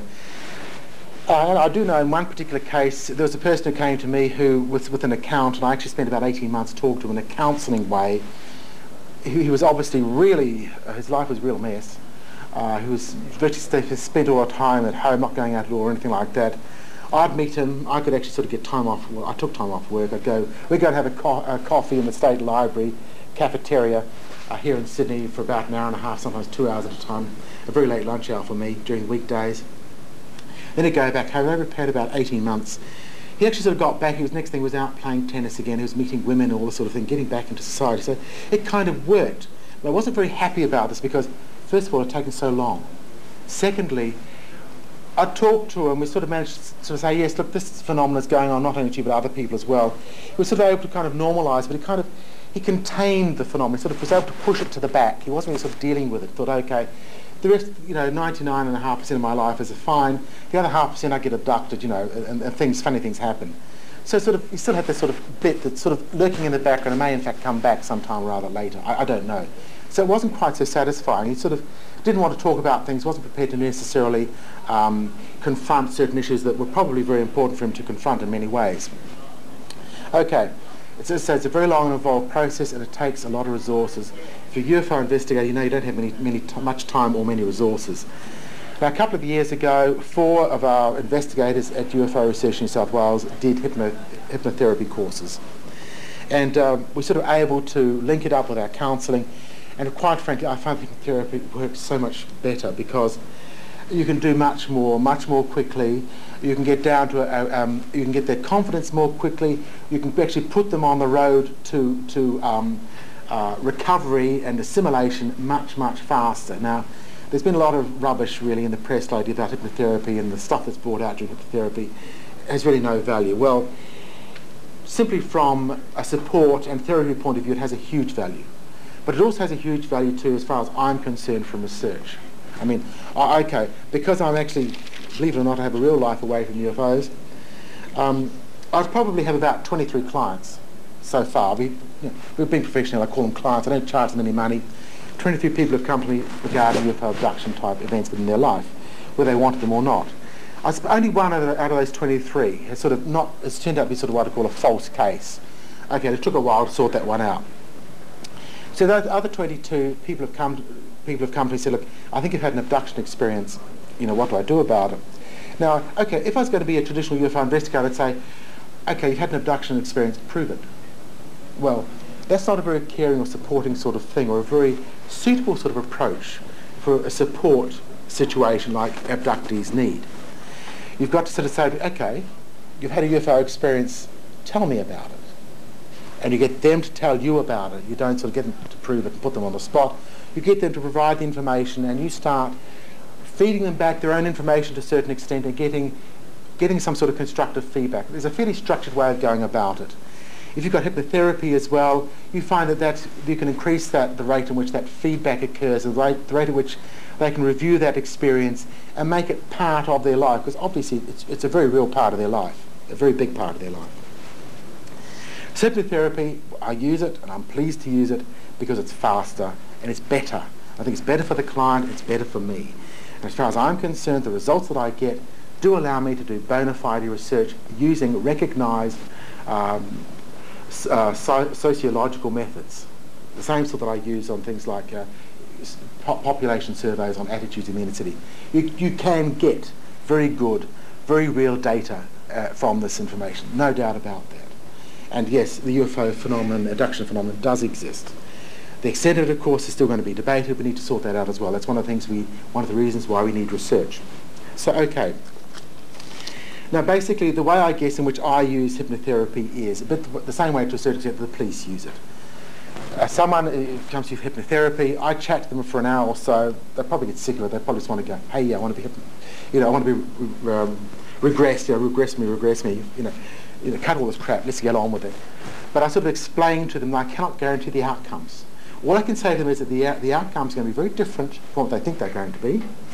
And secondly, that their lives may well change completely because of it. And I mean, their lives often will really change hugely. If you read a really bad novel, you often get the situation where someone who's really naughty goes into the novel and does something pretty terrible, and suddenly they have this realisation and their life changes completely. In real life, that doesn't happen. I know plenty of people out there who are probably bastards and that from the age of 8 or 9. They're still bastards at the age of 50 or 60. They're probably bastards when they die at 90 or 100. People don't change that much. But UFO abductees do. And this is quite, you can get people who really do change through this process. And of course, that puts a huge responsibility on you too as the therapist and supporter for that person as well. So you've got to be reasonably professional and reasonably caring and all that sort of thing. You've got to take time. So basically, with hypnotherapy, you sort of, you relax someone, then you relax them even further, and then you get them to sort of go through a particular process, and you bring them out of that. And basically, the success of the whole process depends on how much confidence they've got in you. If they don't have much confidence on you, they'll sort of tell you, that wasn't much good, was it? In fact, the very first time I hypnotised someone, this is a story that still freaks me out from time to time. I went out to talk to my first client, and I was chatting to him, doing my usual sort of spiel, and said, look, okay, we'll try hypnotherapy and see what happens, see if we can go back and question you about the particular incidents, the way the police do to get extra information. And he said, this is the second time I've done this. And I said, oh, yes, really? He said, I went to see so-and-so about 4 or 5 months ago. I said, I know this person, I've been in it for years and years and years. Oh, how'd it go? It was terrible. He kept saying to me, you're hypnotised. And I kept saying to him, no, I'm not. No, I'm not. I thought, I'm going to have a problem here. Fortunately, it worked. I was very lucky. I sort of had taken the time, I guess, because I'd sort of found out some other UFO-type information from this person before, various experiences they had, and we then sort of went pretty naturally into talking about their possible abduction-type scenarios. And that's one of the problems you often have as an investigator. If you employ sort of separate professionals, hypnotherapists who are not investigators, okay, you go out to somebody, you get a UFO investigation details, they say, okay, now, I think you may have had some sort of interesting other experience that I'd like you to talk to someone else about. You make an appointment for them to go and talk to a hypnotherapist. 9 times out of 10 they won't turn up. I mean, quite often it's taken them a lot of trouble, a lot of courage to come forth and spill their guts to you about the little UFO experience. Then go and talk to a complete stranger somewhere else on the basis of my referral. It's just too much of a challenge, so you don't do it. Sorry, yes. Yes, that's the one thing too, yeah. Yes, and that's it. I mean, sometimes I've talked to people who've actually been under hypnotherapy before, and I've always been a bit concerned about this because I sort of go in as the UFO abduction person and a UFO person who does hypnotherapy. Therefore, they sort of expect me to, there's a real risk they might actually drag through their subconscious or something and drag out a UFO experience, an abduction experience in particular, just to keep me happy. I don't think that really happens, quite frankly, from my cases. That's one of the criticisms that's levelled at us, that because we have that UFO focus, we find little grey men in the back of all these kinds of traumatic experiences. That's not the case at all, I can assure you. Anyway, I suppose I can still tell you too that when you go out, you're doing a UFO investigation. I had this happen a couple of years ago at a place called Portland, west here of Sydney, where I was talking to a woman and her 2 children. They'd seen this disco outside, and it was really quite strange. The kids, the daughter had come in one night and said she's going outside a house in the country, and she didn't really like going out to the lavvy, which was down the bottom of the yard, about 10 metres away. So her brother would go out, stand on the veranda while she rushed down to the lavvy and then came back. Anyway, the next thing this happened, both kids came rushing to say to Mother, look, about 10 o'clock at night, Mum, there's a UFO outside, can we watch it, please? She's on the phone to a friend in Sydney. She said, Dorothy, the kids have just come in, they're watching a UFO. Yeah, you can go out and watch it, yeah, that's fine. And just carried on with the conversation with the friends, so the kids went out and watching this. And a friend on the phone was saying, well, you've got to be careful, sometimes, people get abducted and all sort of thing. I mean, she'd read a little bit about it. And she said, oh, yeah, okay, so I'll check on them. So, but she kept on chatting. It must have been a fascinating conversation for about half an hour on the phone to a friend in Sydney. And then next thing, the phone cut out. But she was talking actually about husband problems. She left her husband with the kids and gone to the country. And she thought, that bloody husband of mine, he's been shooting out the telephone lines. In actual fact, I found out later the telephone lines are all underground from around that part, which is interesting. So she went into her bedroom. She pulled a .22 rifle out from under the bed. She took a couple of bullets out of the bedside cabinet, put them into the rifle, and walked out past the kids with this gun, probably get her husband or something like that. The kids are out there watching this big blue light over about 20 metres away. And she said, the kids look, sort of like zombies watching this light. She said to them, I don't know why you're watching that thing, it's so boring, she said. She walked out past the kids, down the steps, out the house, up a little bank behind where there's some tanks behind the house, up round the hill. I don't know what she was looking for because there are no telephone lines there when I checked later, absolutely no telephone lines. She sort of was occasionally looked back down towards the house and this big blue object. Yeah, it's still there, the kids are still there, the house is okay. After about 10 minutes she walked back inside, past the kids who were still watching this object, once again like zombies. Walked back inside, saying to the kids once again, give up, it's not doing anything, it's boring. This big blue light, about 10 metres across. And she walked inside, went into her bedroom, she took the bullets, cartridges out of the rifle, put them back into the drawer by her bed. She put the rifle back under her bed, she lay down on the bed. said, I'll check to see if the phone line's back on another quarter of an hour. She said, I think I kept waking up and going out and checking the phone, but it was still dead. Now, there were actually discrepancies in the basic call, in the basic, I should say, story. And when I said, look, there's a problem here, the times aren't right, and there may have been something else coming along, it happened.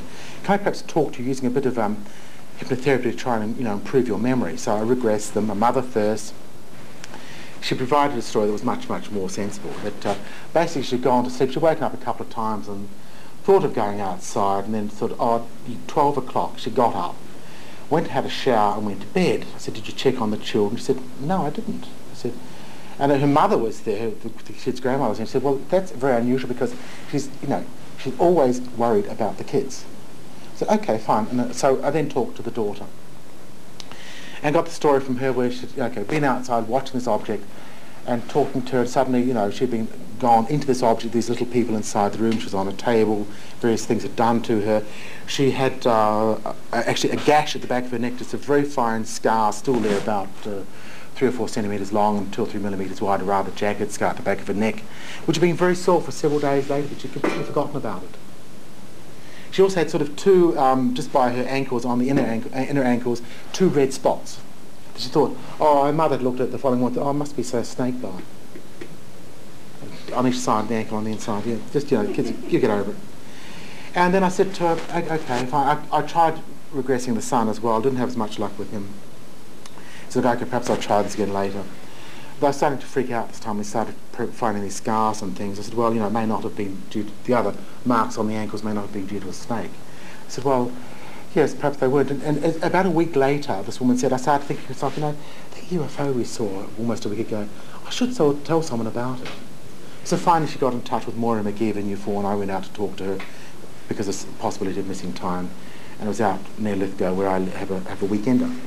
And that's the kind of scenario I came up with. Now, basically, it turns out later on that probably all 3 of them had been abducted and gone on board some sort of a craft. Oh, the other thing was too, even though I got there about a month or so after the event, over where they had said the craft had been, there was still a swirl patch of grass discoloured on the ground.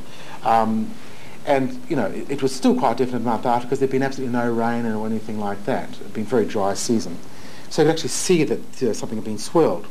The obvious thing was that I also worked out that where the swirl was in the grass was actually behind where there was a shed. So it was actually out of the line of sight. They'd seen the object up here. The object must have perhaps come down here behind this shed, about 4 or 5 metres away from where they'd been watching it first. So it's very interesting, a very complicated case. And I said, I have to admit, I really freaked when I started finding things like, scoop marks and scars and things like that, almost as much as the mother did. Another interesting case that I should talk about, I guess, is one I did up on the Central Coast, a young woman who I regressed, and she gave this is a few months after that, gave an account of being on, actually a whole series of UFO abductions, all concatenated. She sort of said that later on when she was talking about her experience, she actually, when she was looking around the room with other people, the same group of people always seemed to be abducted at the same time. We were in fact older and bigger. They all sort of came together as one long experience. And there was an entity here who was her friend. They said, what colour is he? And as a little girl said, he's bright blue. I thought, damn, not a grey. I said, okay. And it started to move. I said, actually, said he's grey. He said, but he's mostly he's grey. I know he's really grey. I said, what makes you think that he's blue? He said, well, blue's my favourite colour. Okay, fine. So there's a little grey character. And at the same time, when she was being on the slab and things happening to her, he was telling her things like that in a previous life he'd been Jesus. And I said, I just jokingly says, and I said, I suppose he was telling you that he was Mary Magdalene. She got very tense as on hypnosis. How did you know? No one's meant to know that. Now, I've had 2 cases of Jesus and Mary Magdalene type situations. Of course, that's very interesting for UFO researchers generally, because you have a whole series of phenomena associated with the Blessed Virgin Mary and Marian type phenomena and Mary Magdalene. And of course, Mary Magdalene in the Middle Ages in some parts of Europe was a much more powerful figure in many ways. Say up there with Mary and Jesus as someone in the Catholic iconography. So it's very interesting to get this sort of information. The other thing was that that was my first regression with this Mary Magdalene type case. And I always bring up my people the following day. I said, how did it go last night? She said, They came back that night, you know. I said, oh, because they used to come at night and they would put this beam of blue light onto her. And she would feel like this electric thing. She'd say, oh, I don't want to go, but they want me, they need me, you know, this sort of thing. So she'd kind of go very reluctantly. She actually sort of started off, you know, hey, I want to be regressed, these are lovely people, etc. Got less lovely sort of the more we went on. And anyway, these people had come back later on after my regression, probably at 1 o'clock in the morning. It was a very long session. They had sort of beamed her with this beam of blue light, and they had sort of said to her, what have you been doing? She said, well, I've been sort of just trying to find out a few things for myself. And said, we don't want you to know. And they kind of gave a couple of electric shocks. They came back to her 2 or 3 times during that night saying, we don't want you to do any more. And I said, okay. I said, okay, C, I'll just call her C. What do you want me to do about it? She said to me, can you come back next week? I said, okay. 1 week later, I went back. Regressed her a second time. This time, what she wanted to do was, she wanted to try a past life regression. I thought, oh, okay. I'm not into past life regressions. My thing is just abductions. I mean, that's big enough. Anyway, said, okay, this is sort of her evening, so we did this past life regression, took her back. Said, okay, you know, what's happening? Said, oh, I'm on a stage. Okay, what are you looking at? You know, sort of getting to recount some experience. Said, oh, there's all these men in uniform.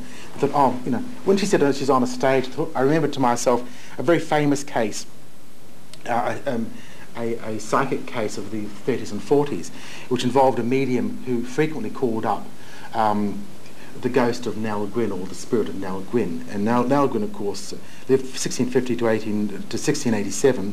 She started life as an orange seller near Drury Lane. She became an actress at Drury Lane, and at 29 became Charles II's mistress. So a very colourful character. She also was very outspoken. She was the darling of the mob. And the Nell Gwyn sort of recollections by this person are, in fact, you know, quite charming and quite nice. I sort of thought when she said she was on a stage, oh my God, not Nell Gwyn again, sort of thing. And she's looking down. I said, no, she's very cold. She's wearing this dress, which is sort of purple, sequiny thing. And she was singing this song, you know, Diamonds Are a Girl's Best Friend. I thought, oh, that's not Nell Gwyn. And sort of as it came to it, you know, she's sort of counting how, once again, there were similarities. Just as her previous alien abduction experience all concatenated into one, her entire life as Marilyn Monroe was also concatenated into kind of the one experience. She remembered sort of entertaining the troops in Korea. She remembered being sort of catching pneumonia, it was so bloody cold, and there she was sitting there to entertain the troops and wearing this very flimsy dress in the middle of winter, because it looked good and the troops needed to feel good, I suppose. She had to be sort of evacuated quickly to Tokyo, to hospital there because she developed pneumonia. And when I sort of checked out, this all sort of fitted. At the time, she just happened to be in Korea, I should say, the Korean War, entertaining the troops. She just got married to Joe DiMaggio. I'm not actually a big Marilyn Monroe fan either, but I've have to found this out ever since. And so it all fitted in. But there was this other thing too, that sort of at the end of her life, she had this feeling of tremendous love for this guy called Jack Kennedy. And of course, you know, so the whole experience is completely compounded and concatenated together. Now, okay. And to me it was, and then of course suddenly she went, oh my God, you know, I'm Marilyn Monroe, and woke up sort of feeling really freaked about it. So okay, well, you know, perhaps we'll talk to you again sometime when you're feeling a little less Marilyn Monroe.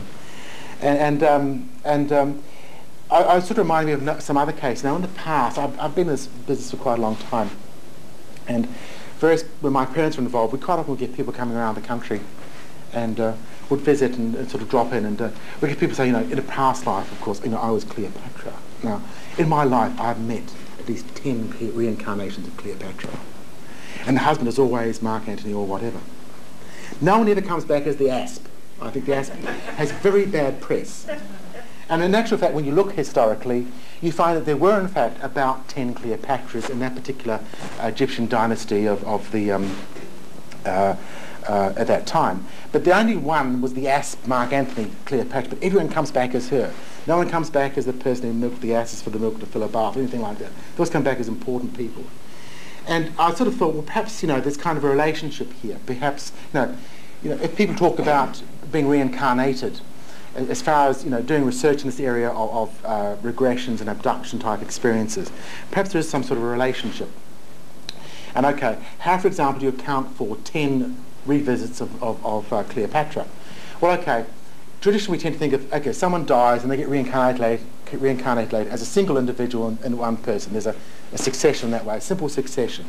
There may be a possibility when someone dies, somehow their spiritual essence or their vibrations or whatever you want to call it are somehow fragmented, so they can split up into 10 sections. So suddenly you can get 10 people who come along inheriting a bit of Cleopatra. That might be another logical sort of possibility.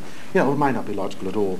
The other possibility is perhaps that you may have people who are simply sensitive to the vibes of famous people like Cleopatra or Marilyn Monroe.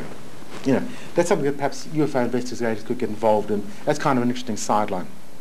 It was interesting because just after I had this Marilyn Monroe thing, next thing we got a letter at UFO Research from Marilyn Monroe. Marilyn Monroe is actually a man who's living in the United States. Well, this reincarnation. So I thought, okay, I know of 10 Cleopatras, I know of 2 Marilyn Monroes, one of them up on the Central Coast, and one of them over the United States. It was a very strange letter from the United States.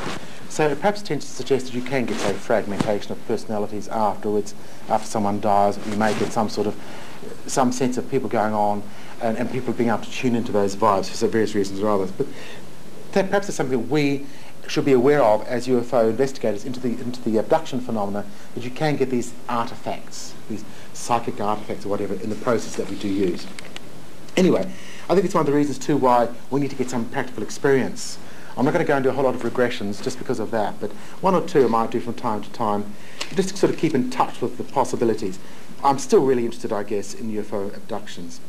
Now, I just would very briefly like to go into, I think every UFO investigator abduction has to have a go at why do we have abductions. Here's my view. Yeah. I couldn't resist.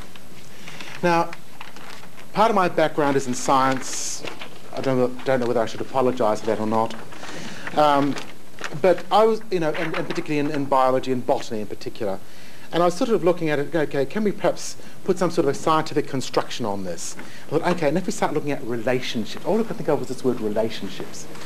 Where we've got this incredible relationship that appears to be going on between ourselves and these little critters called the greys. And there's probably several sorts of critters around, I'm convinced of that at this stage.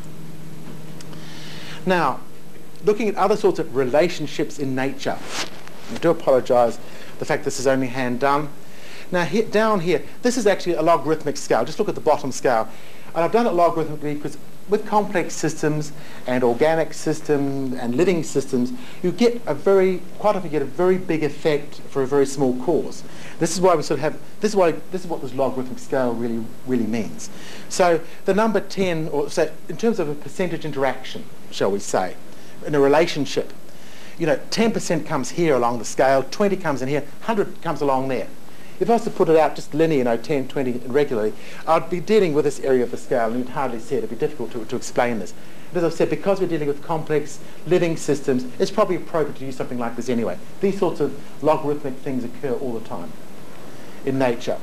Now, okay, the sort of relationships you get in nature are things like symbiosis. And any time, I don't know how many times I've heard the term symbiosis used in relation to us and them greys. They're basically, we and they are sort of co-evolving, whatever.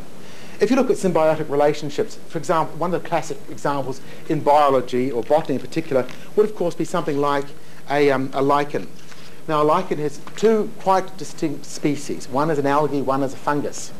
Together they form this little thing called a plant, which is actually a combination of the two, which allows this lichen to exist in places where neither the fungus nor the algae could possibly exist. So the kind of benefit is, okay, the algae actually, lichen cannot, fungus cannot produce their own food, but algae can. They're photosynthetic. So the algae part of the lichen is producing food using sunlight. The other problem for the algae is that it can't live away too far from water. It's got to have lots of moisture around it. These things often grow on the sides of mountains. Very little water, very cold, very hot, whatever. Huge temperature differences. But when they get together, lichens, found all over mountainsides on rocks. It's a very good relationship. The two species that would not be able to exist there are suddenly able to exist there. One providing the food, the other one providing sort of the structure to shield the other one from desiccation, from lack of moisture. Now in algae, sometimes you find things, in lichen, you sometimes find that they will only have a 3% component of algae. Sometimes, to lichen, to the fungus. So the relationship effectively comes in here at about 3%. And it may in fact run up to about, say, almost 50%. Because sorry, excuse that line. And you can look at other sorts of relationships like that, like fungi and algae. You can look at things like, you know, ants, worker ants to the queen ant, this sort of thing. And you keep coming back. This alien range, shall we say, is really like none of those. Now, there's an interesting sideline to this. All Star Trek fans, everyone, okay, Prime Directive, do not interfere. Okay, on this kind of a scale, your scientific stuff should not come onto the scale. So the relationship of the scientist to some sort of something that they're investigating should be not evident at all. So that would be around here. You know, it shouldn't actually, it should be around the 0 mark. Now, of course, it's interesting too because in the Japanese are doing scientific whaling and scientific tuna fishing, which in fact comes up around about, you know, here, which is the same sort of area that, you know, farming sort of relationship comes in, sort of relationship we have between cattle or sheep or things like that. They come in over this area here. So the Japanese scientific whaling is not really scientific. It's probably more exploitative. Are we surprised? So you start to get a whole series of relationships, and you've got to define the relationships, I admit, fairly carefully to make this thing successful in any way at all. Now, you still get this very odd alien, this is the alien interrelationship between the greys, I should say, to relationship to us humans, from 2 to say 8%. It's very similar to another one, relationship that we might say it's actually an interspecies relationship, shall we say, the male to female human relationship associated with reproduction will be. Are we surprised? You go into the alien reproduction phenomenon, all sorts of references to sex and sexual reproduction and things like that. One of the reasons why it's a taboo area. But, and so you tend to find that the whole thing becomes, suddenly you get a very considered view of this relationship is not necessarily, it is not a symbiotic relationship in the same way that algae and fungus relate for symbiosis. To a certain extent, it does appear to be exploitative. We are being exploited by something else. And the other interesting thing about it as well, we've talked about the scale of it already. Now, that 2%, 2 to 4% of our own breeding program as such here on planet Earth, it doesn't sound like much when you put it that way. But the present population of the Earth is 5 billion. Another 20 years' time, it could become 10 billion. Just by jiggering that very slightly, a little bit of a percent either side. You know, we can double our population every 20 years or reduce it slightly. It's a very small margin of error. That's how big, you know, a very big effect for a very small cause. That's why we use this logarithmic thing. And so what we have here in this alien grey scenario compared with the human scenario is, in effect, a parallel breeding program. Just looking at it on the relationship basis. And when you go into the phenomenon more, it tends to support this as well. Now, okay. We know, for example, we're very sure this phenomenon is going on for quite some time. I have come across a case from 1909. I'm doing some work in another area on 1909 airships, and I came across a letter to an editor where someone wrote into a visiting astronomer at the time saying, could he please explain this unusual astronomical phenomenon to him? It's not an astronomical phenomenon. It parallels about 5 cases I've got of abduction type side effects, poltergeistic type effects. We've got little red lights come past you and explode and, you know, next to you. That's very typical of some of the phenomena reported by abductees. That's 1909. There's possibly ways you'd actually check on that as well. So, and we know that probably there are other cases going back a lot longer, sort of more mythical cases. So it's been going on for a very long time. I'm going to say to you now that we have a very real chance here that, okay, we have 5 billion human beings here on planet Earth. We have an alien breeding program, at least as good as our own, going on somewhere else. There's a very real chance that there is a part of humanity on this planet, but there may in fact be a whole lot more. Most of the humankind, in fact, may be off the planet. When you start looking at, therefore, at some of the other old UFO cases where people talk about, you know, Nordics, lovely people, they may in fact not come from our past or from our future. They may in fact be from the same genetic stock as us, just bred elsewhere for some other reason. I have in fact compared it to a friend of a colleague of mine that just as we exploit some sorts of animals against other animals, like we have sheep and sheepdogs. We have sheepdogs to help us manage sheep or cattle or whatever. You know, you might find to a certain extent the Nordics are kind of acting as sheepdogs to sort of keep us sufficiently confused so we don't really find out what's happening. And I think that's a very real consideration. Now, obviously, we need to expand our research program more. But I say to you that I think there's a very real possibility that this bit of humanity on this planet is actually only a small part of it. There's a certain symbiosis that someone else is exploiting, probably for their own breeding program. The best example I've come across is comparing what they perhaps do is perhaps there's a problem.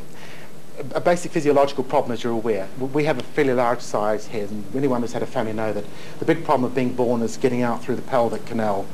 Well, if you're a little alien with a really big head and a very small body, that's a real problem. So therefore, you're probably looking at some sort of artificial system.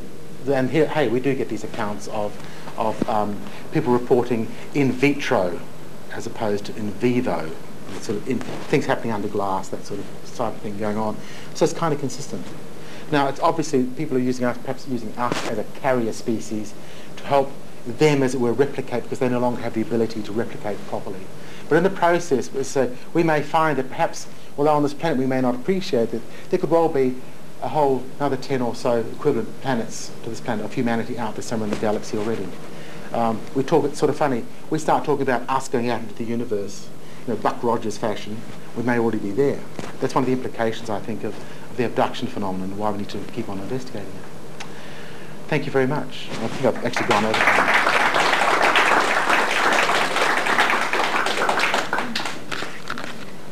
Thanks very much, Brian. And lunch is now, and we'll be back at about 1 o'clock. Thanks, evening. I'm sorry I didn't ask. Anyone got any questions?